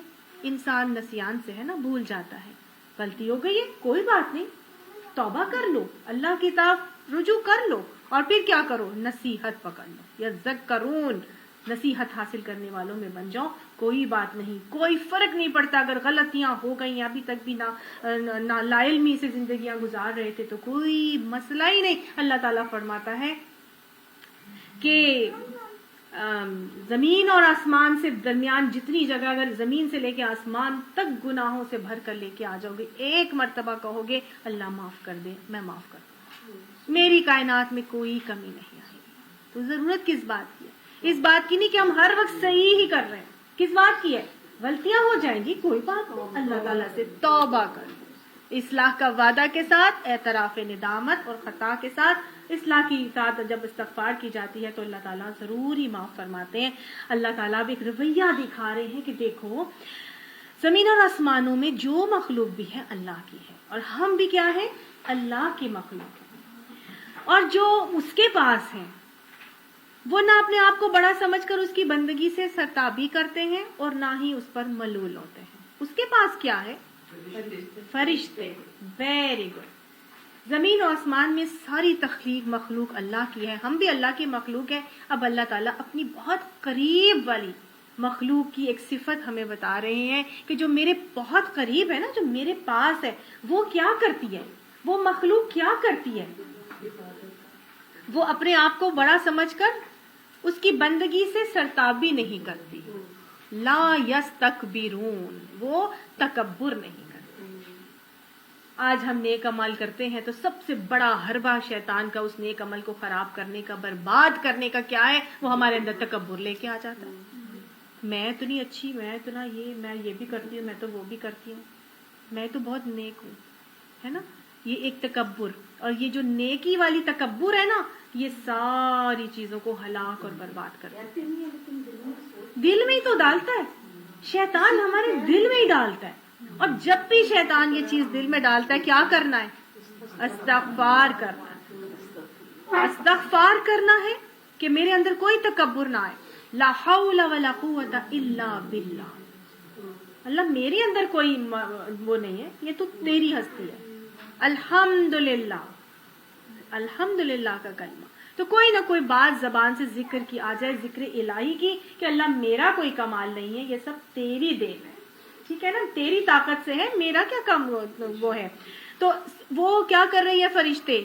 یستکبرون کا معاملہ نہیں کر رہی.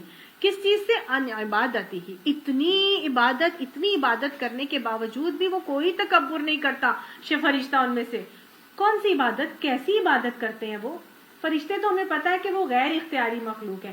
اللہ تعالیٰ ان کو حکم دے, یفعلون ما یؤمرون, جو حکم دیا جاتا ہے وہ اسی وقت عمل کر لیتے ہیں نا. جو اللہ ان کو حکم دیتا ہے کائنات کا نظام سنبھالنے کا, جس طرح کا اللہ تعالیٰ ان کو حکم دیتا ہے, بارش برسانی ہے, یہ روح کو ادھر پہنچانا ہے, یہ فلاں چیز ادھر لانی ہے, وہ ہوائیں چلا دو, مختلف قسم کے اللہ تعالیٰ کے کائنات کو, نظام کو چلانے کے احکامات ہیں جو فرشتوں تک اللہ تعالیٰ منتقل کرواتے ہیں. لیکن پھر بھی وہ اللہ تعالیٰ کی عبادت کر رہے ہیں. ایک تو وہ اپنے کام بھی کر رہے ہیں, اور ساتھ میں ان کی عبادت کا حال یہ ہے کہ آپ صلی اللہ علیہ وسلم نے ایک مرتبہ صحابہ کرام کے درمیان بیٹھے اور فرمایا کہ میں جو کچھ سن رہا ہوں وہ تم بھی سن رہے ہو. تو صحابہ نے کہا کہ یا رسول اللہ, آپ جو سن سکتے ہیں وہ ہم نہیں سن سکتے, آپ کیا سن رہے ہیں؟ تو آپ نے فرمایا میں آسمان میں چرکنے کی آواز سن رہا ہوں, اور اس کو چرکنا ہی چاہیے. چرکنا کیا, یہ آپ جب آواز جیسے آپ کہیں نا خشک پتے ہوں یا کچھ آپ کاغذ کو آپ مروڑیں یا اس طرح کی کچھ ساؤنڈ ہے, وہ چرکنے کی آواز سن رہا ہوں. پھر آپ نے بتایا کہ اس وقت آسمان میں کوئی جگہ بالشت بھر بھی ایسی نہیں ہے کہ جہاں فرشتے کا سر سجدے میں نہ جھکا ہو. اتنا سجدہ, اتنے فرشتے, کتنے فرشتے ہیں؟ ہر روز 70,000 فرشتے بیت المعمور میں عبادت کرتے ہیں اور طواف کرتے ہیں.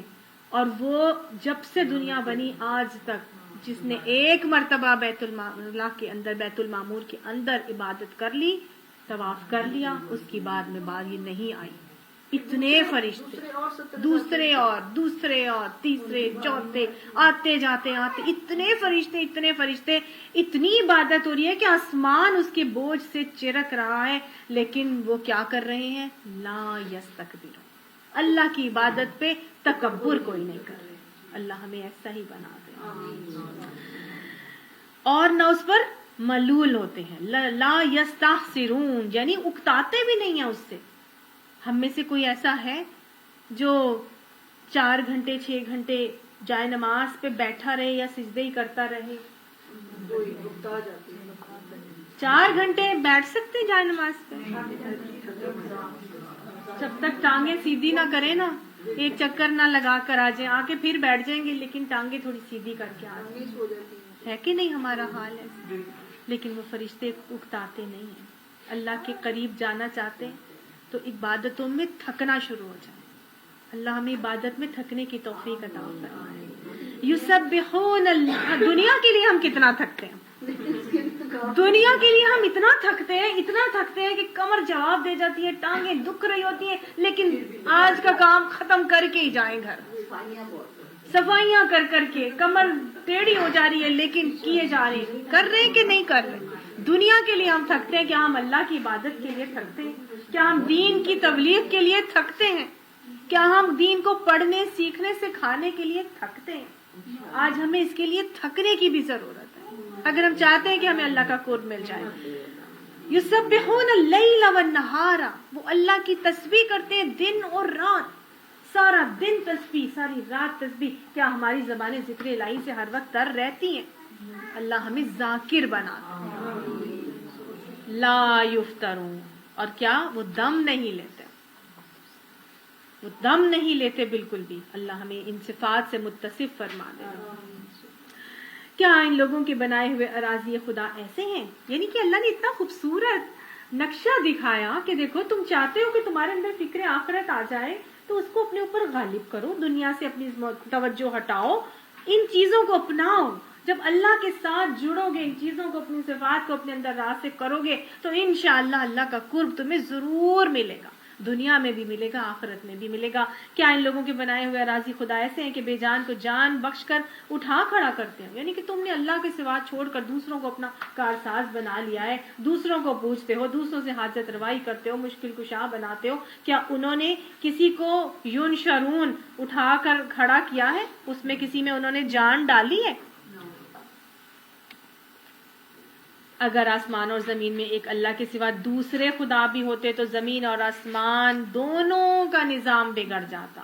تو گویا اللہ سبحانہ تعالیٰ نے صاف صاف بتا دیا اگر دوسرے خدا ہوتے تو یہ جو اتنا کمپلیکس انٹریکیٹ سسٹم جو کائنات کا چل رہا ہے، صبح آ رہی ہے، ہو رہی ہے، رات ہو رہی ہے، سورج نکل رہا ہے، سورج ڈھل رہا ہے، چاند نکل رہا ہے، پھر تمہاری فصلیں بن رہی ہیں، پک رہی ہیں، پھر اس کے بعد تمہاری بارش برس رہی ہے، ہوائیں چل رہی ہیں، یہ سارا جو ایک نظام، ایک سسٹم پورا ایک مرتب کیا ہوا ہے، اتنے اسموتھلی اور ہارمنی کے ساتھ چل رہا ہے۔ اگر دوسرے خدا اور ہوتے تو کبھی بھی یہ نظام نہیں چل سکتا۔ ایک کچن میں دو کوک آ جائیں، ایک ساس اور ایک بہو دونوں، تو ساس کہتی ہے جب میں کچن میں ہوں تو پلیز آپ باہر نکلا کریں، اور بہو کہتی ہے کہ اگر میں آتی ہوں، ساس کہتی ہے جب میں آتی ہوں تو بہو بھی، اس کو بھی لے کر آؤ اندر۔ تو جب بہو آتی ہے تو الٹ پلٹ، مطلب ایک نکتہ چینی کا معاملہ چل رہا ہوتا ہے۔ ایسا ہے کہ نہیں ہے؟ تو جب ایک کچن میں دو کوک آ جائیں تو too many cooks spoil the broth, ہوتا ہے کہ نہیں ہوتا؟ کوئی چیز دو کے ساتھ نہیں چل سکتی۔ ڈرائیور ایک گاڑی چلا رہا ہوتا ہے تو کیا دو ڈرائیور ایٹ اے ٹائم گاڑی چلا رہے ہوتے ہیں؟ اگر دو ڈرائیور ہوں، ایک گاڑی چلا رہے ہیں اور دوسرے کو بھی ڈرائیونگ آتی ہے اور وہ بھی سامنے بیٹھا ہے، تو وہ سارا وقت چیختا رہے گا، ہے نا؟ وہ ٹینشن میں بیٹھا ہوگا ہاتھ پکڑ کے کہ ایسے نہیں کرو، بریک لگاؤ، ہارن بجاؤ، مختلف قسم کی باتیں ہوتے ہیں نا۔ تو جب ایک گاڑی کو چلانے کے لیے ایک ڈرائیور ہے، پھر ایک کچن کو چلانے کے لیے ایک کچن ہے، ایک ہونا چاہیے کوک، پھر ایک گھر کو چلانے کے لیے ایک ہی ہے بڑا، مرد ہوگا تو اس کی چلے گی، اگر مرد گیا ہوا ہے تو عورت، اس کے گھر کی ربت البیت ہے، وہ گھر کی رب ہے، اس کی مرضی چلے گی۔ تو ایک وقت میں ایک ہی چلاتا ہے نا۔ تو اتنا بڑا کمپلیکس نظام بھلا دو خداؤں کے ساتھ کیسے چل سکتے تھے؟ یہ تو سوچنے کی ایک کامن سینس کی بات ہے۔ ایک کہتا سورج کو ابھی نہ نکلو، اتنے بجے نکلنا، وہ کہتا نہیں ابھی نکلنا ہے، اس وقت نہیں نکلنا، اس وقت میں نے اس کو فلاں کام پہ بھیجنا ہے۔ ایسا ہو سکتا تھا نا؟ کچھ بھی ہو سکتا۔ تو ایک کامن سینس کی بات ہے، اللہ تعالیٰ نے کہا بس پاک ہے اللہ رب العرش ان باتوں سے جو یہ بنا رہے ہیں، ان کو کہنے دو کہ اللہ نے اپنے بڑے سارے وہ رکھ لیے ہیں، اپنے ساتھی رکھے ہوئے ہیں، اپنے ہیلپرز رکھے ہوئے ہیں، ایسا کوئی بات نہیں ہے۔ اللہ تعالیٰ سب کچھ خود کر رہا ہے، وہ اپنے کاموں کے لیے کسی کے آگے جواب دہ نہیں ہے۔ لا یسأل عما یفعل، وہ اپنے باتوں میں، کاموں کے اوپر کسی کے لیے جواب دہ نہیں ہے۔ کوئی اس سے نہیں پوچھ سکتا آپ نے مجھے یہ بیماری کیوں لگا دی، آپ نے مجھے کیوں نہیں اتنے بچے دیے، آپ نے مجھے بیٹے کیوں نہیں دیے، آپ نے مجھے امیر کیوں نہیں بنایا، آپ نے مجھے پاکستان میں کیوں پیدا کیا، آپ نے مجھے امریکہ میں پیدا کیوں نہیں کیا۔ ہم اللہ سے کہہ سکتے؟ کوئی اللہ سے سوال نہیں کر سکتا۔ جو ہو گیا وہ میرے اچھے کے لیے ہوا ہے، راضی برضا رہنا ہے اور اسی کے مطابق چلنا ہے، لیکن سب اس کے آگے جواب دیں۔ ہم سب کو اپنے ہر عمل کا جواب دینا ہے۔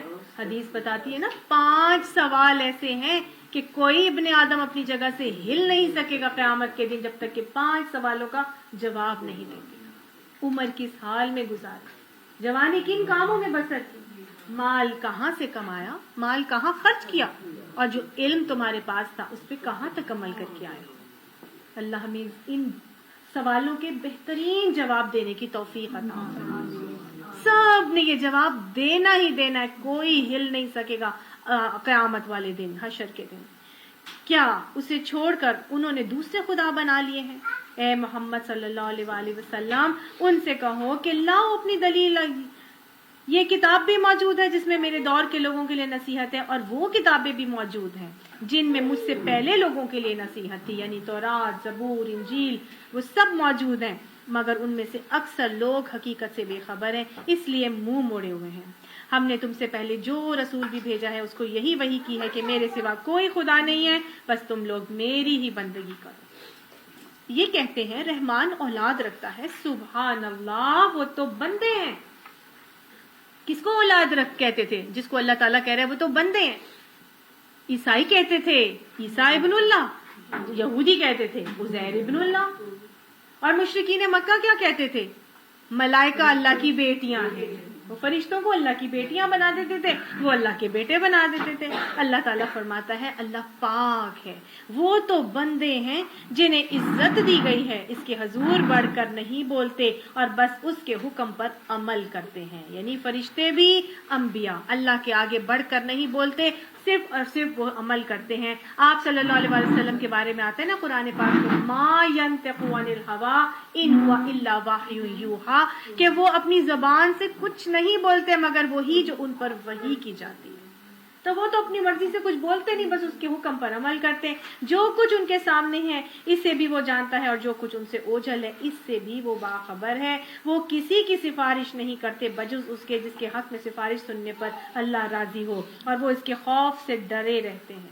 और जो उनमें से कोई कह दे कि अल्लाह के सिवा मैं भी एक खुदा हूं, तो उसे हम जहन्नुम की सजा दें, हमारे यहाँ जालिमों का यही एक बदला है। क्या वो लोग जिन्होंने नबी सल्लल्लाहु अलैहि वसल्लम की बात मानने से इनकार कर दिया है गौर नहीं करते कि ये सब आसमान और जमीन बाहम मिले हुए थे, फिर हमने उन्हें जुदा किया।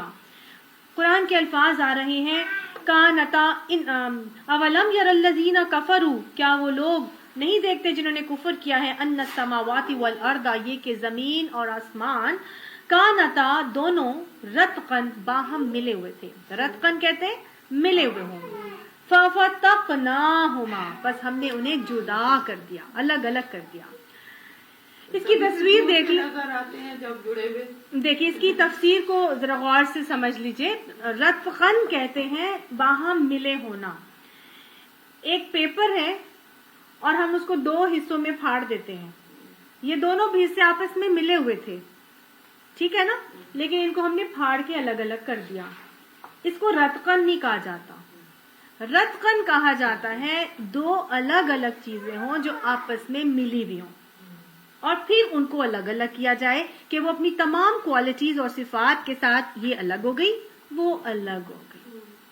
समझ आ गई? जैसे ट्विन्स बॉन्ड होते हैं और दरमियान में वो अगर जुड़े हुए हों तो उनको काट के सेपरेट कर दिया जाता है, उसके भी हाथ पांव हर आजाद पूरे हैं, इसके भी पूरे हैं, ठीक है ना। हाँ जी, कौन जो होते हैं कॉन्जॉइंट ट्विन्स होते हैं जो।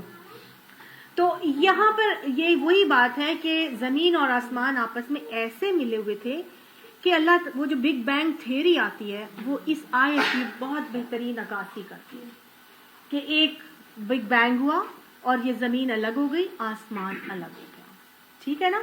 जमीन अपनी पूरी की पूरी सिफात के साथ अलग हुई और आसमान अलग सिफात के साथ हो गया। तो ये रतकन की सी कैफियत है। अब ये रतक के बाद फतक होना, रतक है और फिर फतक। अब ये रतक और फतक क्या है? तो हजरत अब्दुल्ला बिन उमर ने हजरत अब्दुल्ला बिन अब्बास के पास एक शख्स को भेजा और कहा कि जाओ हजरत अब्दुल्ला बिन अब्बास से पूछ कर आओ।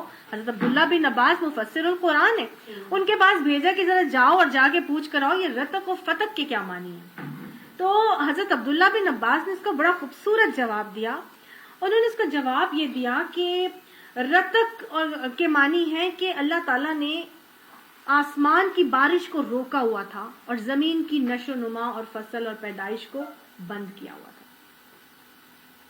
तो जब अल्लाह ताला ने फतक किया तो आसमान की बारिश बरसना शुरू हुई और इसकी जो है पैदावार शुरू हो गई, बढ़ना शुरू हुई। समझ में आई? और हमने देखा कि ऐसे ही होता है। آسمان سے بارش برستی ہے تو زمین سے کھیتی اور پیداوار نکلنے کا سبب بنتی ہے. تو جب یہ بات انہوں نے سنی تو حضرت عبداللہ بن عمر نے آگے سے کہا کہ واقعی حضرت عبداللہ بن عباس کو قرآن کا علم دیا گیا ہے. مجھے پہلے ان کی بہت ساری باتوں میں اعتراض ہوتا تھا, مجھے لگتا تھا کہ اپنی طرف سے بول دیتے ہیں, لیکن نہیں, اللہ تعالیٰ نے ان کو واقعی قرآن کے علم کا خاص ذوق عطا فرمایا ہے, اور انہوں نے رتق اور فتق کی بالکل صحیح تفسیر کی. پھر اللہ تعالیٰ فرماتا ہے ہم نے انہیں جدا کیا. اب جدا جب ہوئے ہیں تو اوپر سے بارش برس رہی ہے, نیچے سے فصل اور پیداوار اگ رہی ہے, تو لہٰذا اللہ تعالیٰ فرماتا ہے کہ ہم نے پانی سے ہر زندہ چیز پیدا کر دی. تو یہ واضح اس بات کے ثبوت ہے کہ اللہ تعالیٰ نے پانی کا واٹر سائیکل کا پورا سسٹم جو ہے وہ ایویلویٹ کیا اور اس کو چلایا, اور پھر فرمایا کہ پانی سے میں نے ہر ہی زندہ چیز پیدا کی. ہم نے دیکھا, سائنس ہمیں بتاتی ہے کہ 90% آف دا جو کوئی بھی چیز ہے اس کے اندر 90% جو ہے نا وہ سیل کے اندر پانی ہوتا ہے. ہماری تخلیق ویسے تو ایک مٹی سے ہوئی, لیکن مٹی اس کا ایک واضح اور مین جز ہے. جو مٹی ہے وہ بھی تو کیسی تھی, لیزدار گارا. گارا کس سے بنتا ہے؟ اس میں کوئی کیا آئل ڈالتے ہیں, اس میں پانی ڈالتے ہیں نا. تو وہ جو گارا تھا لیزدار کیچڑ والی مٹی, وہ لیزدار گارا, اس میں بھی پانی تھا.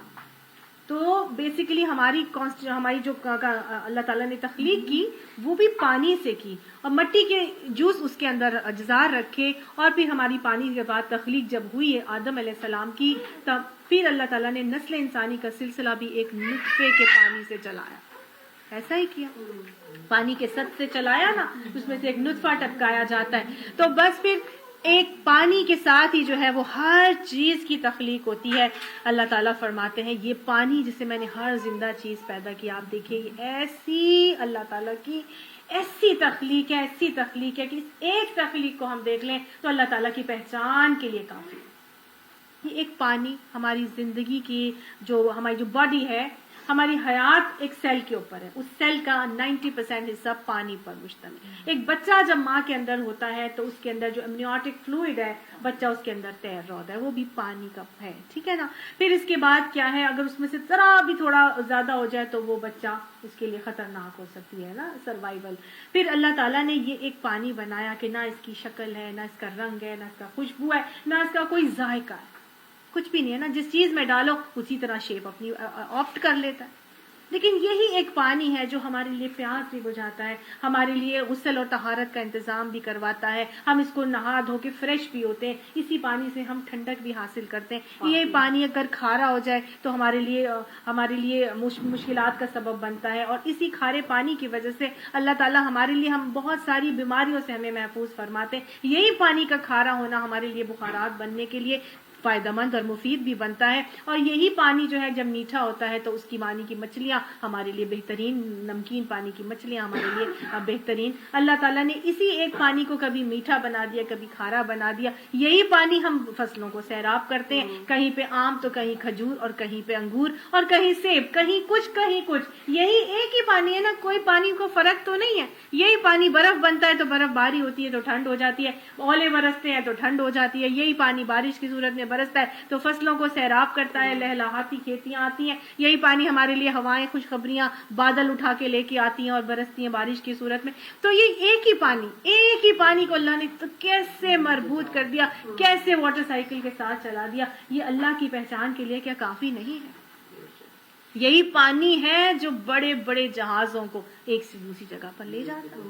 اسی پانی پر جاتے ہیں نا. وہی پانی ہے کہ ہم ایک سوئی ڈالتے ہیں تو ڈوب جاتی ہے, اور پانی کا اتنا بڑا ذخیرہ جو ہے بوجھ کا, وہ جہاز ایک سی جگہ تو دوسری جگہ لے جاتا ہے. اللہ سبحانہ تعالیٰ, سبحان اللہ و بحمدہ, سبحان اللہ رب العرش العظیم.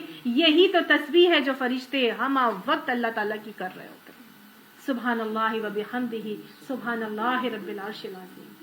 اللہ تعالیٰ ہمیں ذاکر بنا دے, اللہ اپنی معرفت, اپنی پہچان ہمیں عطا فرمائے. اتنی صفات کا حامل یہ پانی اللہ تعالیٰ اسی لیے فرماتا ہے, کیا وہ ہماری اس خلاقی کو نہیں مانتے؟ افلا یؤمنون, ابھی بھی ایمان نہیں لائیں گے. ہم نے زمین میں پہاڑ جما دیے تاکہ وہ انہیں لے کر دھلک نہ جائے، اس میں کشادہ راہیں بنا دی شاید کہ لوگ اپنا راستہ معلوم کر دیں۔ اللہ تعالیٰ نے جب پہاڑ بنا کے اس کے درمیان میں گزرنے کے لیے میرے آپ کے لیے راستے بنا دیے، تو کیا ہماری زندگی گزارنے کے لیے اس نے کوئی راستہ متعین نہیں کیا ہوگا؟ ضرورت کس بات کی ہے؟ شاید کہ لوگ اپنا راستہ معلوم کریں۔ نکلو، جا کے پڑھو، سیکھو، دیکھو صراط مستقیم پر چلنے کا طریقہ کیا ہے۔ اللہ تعالیٰ گلا کر رہے ہیں کہ شاید تم لوگ اپنے راستے معلوم کرو، کتنی ضرورت ہے پھر ہمیں بھی کہ ہم اپنے راستے کو اس ذکر سے حاصل کر کے اور اس کے مطابق اپنی زندگیوں کو چلانے والے بنے۔ ہم نے آسمان کو ایک محفوظ چھت بنا دیا، مگر یہ ہے کہ اس کی نشانیوں کی طرف کوئی توجہ ہی نہیں کرتے۔ وہ اللہ ہی ہے جس نے رات اور دن بنائے اور سورج اور چاند کو پیدا کیا اور سب ایک ایک فلک میں تیر رہے ہیں۔ فلک کس کو کہتے ہیں؟ گول دائرے کو، گول دائرے کو فلک کہا جاتا ہے۔ اللہ تعالیٰ فرماتا ہے یہ چاند اور سورج میں نے پیدا کیے اور سب اپنے اپنے فلک میں تیر رہے ہیں۔ 1400 سال پہلے یہ آیت آئی ہے، اس وقت کوئی پتہ نہیں تھا کہ اسپیس میں جو ہے وہ سرکلز ہیں اور ان فلک میں جو ہے وہ روٹیٹ ہو رہے ہیں سارے کے سارے پلانٹس، کوئی پتہ نہیں تھا۔ بعد میں سائنس نے یہ بتایا کہ سورج بھی اپنے محور پہ جو ہے وہ روٹیٹ ہو رہا ہے اور اس کا بھی ایک خاص دائرہ ہے۔ ہر جو یہ ہے پلانٹ اس کے چاند ہیں، مختلف قسم کے چاند ہیں جو اس کے گرد سرکولیٹ کر رہے ہیں، گویا ہر ایک اپنے اپنے دائرے میں اور اپنے اپنے محور میں چل رہا ہے۔ لیکن ایک حضرت انسان ہی وہ مخلوق ہے جس کو میں نے اشرف المخلوقات بنا دیا اور وہ اپنے محور میں تیرنے کے لیے تیار ہی نہیں ہے۔ انسان مرد کہہ رہا ہے میں اپنے گھر میں بیٹھا ہوں، ٹھیک ہے تم جاؤ۔ عورت کو کہا تھا تمہارا محور دائرہ کار تمہارا گھر ہے، کرنا فی بیوتکن نہ کرنا۔ مرد کہتا ہے میں گھر میں بیٹھا ہوں، جاؤ تم جا کے بچوں کو اسکول سے لے آؤ، چھوڑ بھی آؤ، پیرنٹ ٹیچر میٹنگ بھی تم اٹینڈ کراؤ، گروسری بھی تم لے کے آ جاؤ، بینک بھی تم چلے جاؤ، سامان سبزی پھل اور جو گوشت لانا ہے ساری چیزیں تم لے کر آؤ، بل بھی دے دو، ساری چیزیں تم کر لو۔ آج مرد عورت کے دائرہ کار میں آنے کے لیے تیار بیٹھے، عورت کہتی ہے کہ میں بھاگ کے باہر جاؤں اور میں مردوں کی طرح بن جاؤں۔ ہم ہی بس اپنے محور میں نہیں گھومنا چاہتے، سب اپنے اپنے محور میں چل رہے ہیں۔ اللہ کی ہر مخلوق اپنا اپنا فریضہ انجام دے رہی ہے۔ کوئی نہیں کہہ رہا، چاند کبھی نہیں کہتا میں رات کو نکل کے تھک گیا ہوں، میں نہیں اب جاؤں گا، میری تو کوئی روشنی نہیں ہے، نظر بھی نہیں، میں کبھی آتا پہلی کا تو کوئی دیکھ بھی نہیں سکتا، میرے جانے کی آج کیا ضرورت ہے۔ کبھی کسی نے کوئی اعتراض نہیں کیا۔ آج ہمیں اپنی ہر بات سے اعتراض ہے، مجھے کیوں عورت بنا دیا، میرے ایسے اور میرے حقوق نہیں دیے اور میرے معاملات ایسے کر دیے۔ اللہ میں یہ نہیں کروں گی، میں آگے بار نکل کر جاؤں گی۔ وہ خواتین جو ہے وہ اس پہ آزادی نسواں کے چارٹر پہ پوری کے پورے دعوے کر رہی ہیں اپنی آزادی نسواں کے، اور باہر نکل کے تیار بیٹھی ہیں، کر رہی کہ نہیں کر رہی؟ آج ہر جگہ وہ جو ہے نا ہیومن ایکٹیوسٹ نکلی ہوئی ہیں اور جی عورت کی آزادی کے نعرے اور دائرے۔ وہ کس طرح کی آزادی مانگتی ہیں؟ وہ بے حیائی مانگتی ہیں؟ وہ کس قسم کی آزادی مانگتی ہیں؟ کون سا حق ہے جو اللہ نے مجھے آپ کو نہیں دیا؟ اصل بات یہ ہے کہ ہم دنیا بنانے کے چکر میں ایک ویسٹ ہی نہیں، ایک ہمیں نہیں صرف انہوں نے کیا، ویسٹ بھی ایسا ہی ہے۔ انڈیا کا حال دیکھ لیں، وہاں بھی یہی حال ہے۔ پاکستان کا حال دیکھ لیں، وہاں جتنی امت مسلمہ کا حال دیکھ لیں، سب کا یہی حال ہے۔ یہ ہر قسم کی لوگوں کے اندر انہوں نے یہی چیز انگرین کر دی ہوئی ہے، باہر نکلو، اپنا دائرہ چھوڑ کے باہر نکلو۔ آزادی نسواں کے اوپر عورت کو باہر نکال کے ہماری پوری کی پوری گھر کی انڈسٹری کو برباد کر، ہمارے گھر کے نظام کو ختم کرنے کی کوشش۔ نہ اچھی ماں رہے گی، نہ اچھی نسل پیدا ہوگی، ہے کہ نہیں؟ آج مرد عورت بن رہے، عورت مرد بن رہے۔ اللہ ہمیں یہ باتیں سمجھا دے۔ سب ایک فلک میں تیر رہے ہیں، لیکن اللہ ہمارے فلک میں ہمیں سیٹسفائیڈ اور ہم مطمئن نہیں ہیں۔ اللہ ہمیں مطمئن بنا دے اور راضی برضا رہنے کی توفیق نصیب فرمائے۔ اللہ رب پسند زندگی گزار کر من پسند آخرت ہمیں عطا فرمائے۔ اے محمد، ہمیشہ کی تو ہم تم سے پہلے بھی کسی انسان کے لیے ہم نے نہیں رکھی، اگر تم مر گئے تو کیا یہ لوگ ہمیشہ جیتے رہیں گے؟ ہر جاندار کو موت کا مزہ چکھنا ہی چکھنا ہے۔ کلو نفس ذائقۃ الموت، وَنَبْلُوكُمْ بِالشَّرِّ وَالْخَيْرِ فِتْنَةً، ہم ہر ایک کو اچھے اور برے حالات میں ڈال کے تمہاری آزمائش کر رہے ہیں، آخر کار وَإِلَيْنَا تُرْجَعُونَ، تمہیں ہماری ہی طرف پلٹنا ہے۔ تو گویا اللہ تعالیٰ اچھے اور برے بالشر والخیر، اللہ تعالیٰ شر میں بھی اور خیر میں بھی ڈال کے میری آپ کی سب کی کیا کر رہا ہے، وَنَبْلُوكُمْ، میں تمہیں آزما رہا ہوں۔ تو گویا شر میں بھی آزمایا جاتا ہے انسان اور خیر میں بھی آزمایا جاتا ہے۔ ہمارے اوپر تکلیف آتی ہے تو ہم کہتے ہیں آزمائش ہے اللہ کی، خیر میں نہیں، ہم کہتے ہیں اللہ کی کیا آزمائش ہے نا؟ اللہ تعالیٰ یہاں فرما رہا ہے بالشر والخیر، خیر میں بھی آزماؤں گا اور شر میں بھی آزماؤں گا۔ اللہ یہ باتیں ہمیں اسی وقت سمجھا دیا کرے کہ اللہ کی آزمائش ہے، نعمت دے رہا ہے تو بھی آزمایا جا رہا ہوں۔ اللہ الحمدللہ وَأَنَا لِنَبْلُوَنِي أَمْ أَشْكُرُ أَمْ أَكْفُرُ، میں اللہ کا شکر ادا کرتا ہوں یا اللہ تعالیٰ سے کفران کرتا ہوں۔ آخر کار یہ منکرین حق جب تمہیں دیکھتے ہیں تو تمہارا مذاق بنا لیتے ہیں، یہاں تک ختم کر لیتے ہیں، کہتے ہیں کہ کیا یہ وہ شخص ہے جو تمہارے خداؤں کا ذکر کیا کرتا ہے، اور ان کا اپنا حال یہ ہے کہ رحمان کے ذکر سے منکر ہیں۔ انسان جلد باز مخلوق ہے، ابھی میں تم کو اپنی نشانی دکھائے دیتا ہوں، جلدی نہ مچاؤ۔ جلد بازی سے منع کیا جا رہا ہے اور کہا جا رہا ہے کہ انسان بڑی جلد باز مخلوق ہے۔ خلق الانسان من عجل، انسان عجلت سے بنایا گیا ہے۔ یہ بالکل وہی بات ہے جسے کہتے ہیں نا کوئی بہت غصیلا انسان ہو تو اس کو کہتے ہیں کہ یہ تو غصے کا ہی بنا ہوا ہے، تو یہ وہ بات ہے کہ یہ عجلت کا بنا ہوا ہے، جلد بازی انسان کے اندر۔ ان الانسان کان عجولا، قرآن میں انسان کی صفت ہے کہ انسان جلد باز بنایا گیا ہے، لیکن اللہ کو جلد بازی نہیں پسند، کیونکہ حدیث میں آتا ہے العجلۃ من الشیطان، عجلت جلد بازی شیطان کی وجہ سے۔ اگر ہم اپنے اس عنصر کو جس سے ہم تخلیق کیے گئے اگر ہم اپنے اوپر حاوی کر دیں تو کیا ہے، وہ شیطانی قوت ہم پر حاوی ہو رہی ہے۔ اللہ تعالیٰ نے عجلت کو پسند نہیں کیا۔ نبی حضرت موسیٰ علیہ السلام جب اللہ سے ملاقات کے لیے گئے تھے تو اللہ تعالیٰ نے ان سے پوچھا تھا نا، اے موسیٰ کیا چیز تمہیں اپنی قوم سے پہلے لے آئی؟ تو انہوں نے جواب دیا تھا اجلت الیک ربی لترضی، اللہ میں آپ کو راضی کرنے کے لیے جلدی آ گیا۔ ہم بھی تو اسی کوشش میں رہتے ہیں، اب یہ بھی کر لیں، یہ بھی کر لیں، یہ بھی کر لیں۔ اب ہمارے اوپر، اور پیچھے ہم نے پچھلے کلاس میں پڑھا تھا کہ لا تحرک بلسانک لتعجل بہ، کہ اے نبی صلی اللہ علیہ وسلم آپ اپنی زبان کو تیز تیز حرکت نہ دیں قرآن پڑھنے کے لیے۔ تو ہم نے پڑھا تھا کہ پچھلی کلاس میں کہ اللہ تعالیٰ نے تو قرآن کو تیز پڑھنے سے ہمیں روک دیا تھا، کر دیا تھا نا، اور کیا کہا تھا، وَقُلْ رَبِّ زِدْنِی عِلْمًا، یہ کہا کرو کہ اللہ تو میرے علم میں اضافہ فرما۔ تو قرآن پڑھنے کے لیے بھی تیزی میں اللہ نے منع کر دیا، اللہ کے پاس ملاقات کے جانے میں بھی تیزی میں منع کر دیا۔ لیکن آن دا ادر ہم یہ بھی دیکھتے ہیں کہ اللہ تعالیٰ ہمیں حکم دیتا ہے فَاسْتَبِقُوا الْخَيْرَاتِ، نیکیوں میں سبقت کرو، دوڑ لگاؤ۔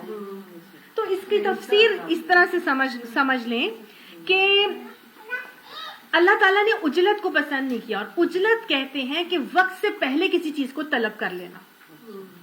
ابھی ایک چیز کا وقت نہیں ہے اور آپ عجلت میں وقت سے پہلے ایک چیز کو طلب کر لیں، جبکہ فاستبقوا الخیرات میں کیا ہے، ایک چیز ہو رہی ہے اور اس میں آگے بڑھو۔ سمجھ میں آ گئی؟ نیکی کرنے کا وقت آ گیا ہے، اب بڑھو، جیسے کہ حی علی الصلاۃ حی علی الفلاح، نماز کا وقت آ گیا ہے، دوڑو نماز کی طرف، جلدی کرو، آؤ۔ سمجھ آ گئی؟ تو نیکی کا جب وقت آ جائے تو اس کے لیے جلدی کرو، لیکن اگر وقت نہیں آیا تو فلا تستعجلوا، اس کے لیے جلدی مت مچاؤ۔ سمجھ آ گئی؟ قبل وقت چیز کو لینا عجلت کہتے ہیں، اور اگر نیکی کا ٹائم آ چکا ہے تو آپ اس کو کریں، اس کو عجلت نہیں کہا جاتا، وہ اس کو پسند بھی کیا گیا ہے اور وہ اللہ تعالیٰ کی نظر میں بہت بہترین بات بھی ہے۔ یہ لوگ کہتے ہیں کہ آخر یہ دھمکی کب پوری ہوگی اگر تم سچے ہو؟ کاش ان کافروں کو اس وقت کا کچھ علم ہوتا جبکہ یہ اپنے منہ آگ سے بچا نہ سکیں گے اور نہ ہی اپنی پیٹھیں اور نہ ہی ان کو کہیں سے مدد پہنچے گی۔ اللہم لا تجعلنا منہم ربنا وقنا عذاب النار، وہ بلا اچانک آئے گی اور انہیں اس طرح سے یکلخت بوچھ لے گی کہ یہ نہ اس کو دفع کر سکیں گے اور نہ ہی ان کو لمحہ بھر ہی مہلت مل سکے گی۔ مذاق تم سے پہلے بھی بہت سارے رسولوں کا اڑایا جا چکا ہے، مگر ان کا مذاق اڑانے والے اسی چیز کے پھیرے میں آ کر رہے جس کا وہ مذاق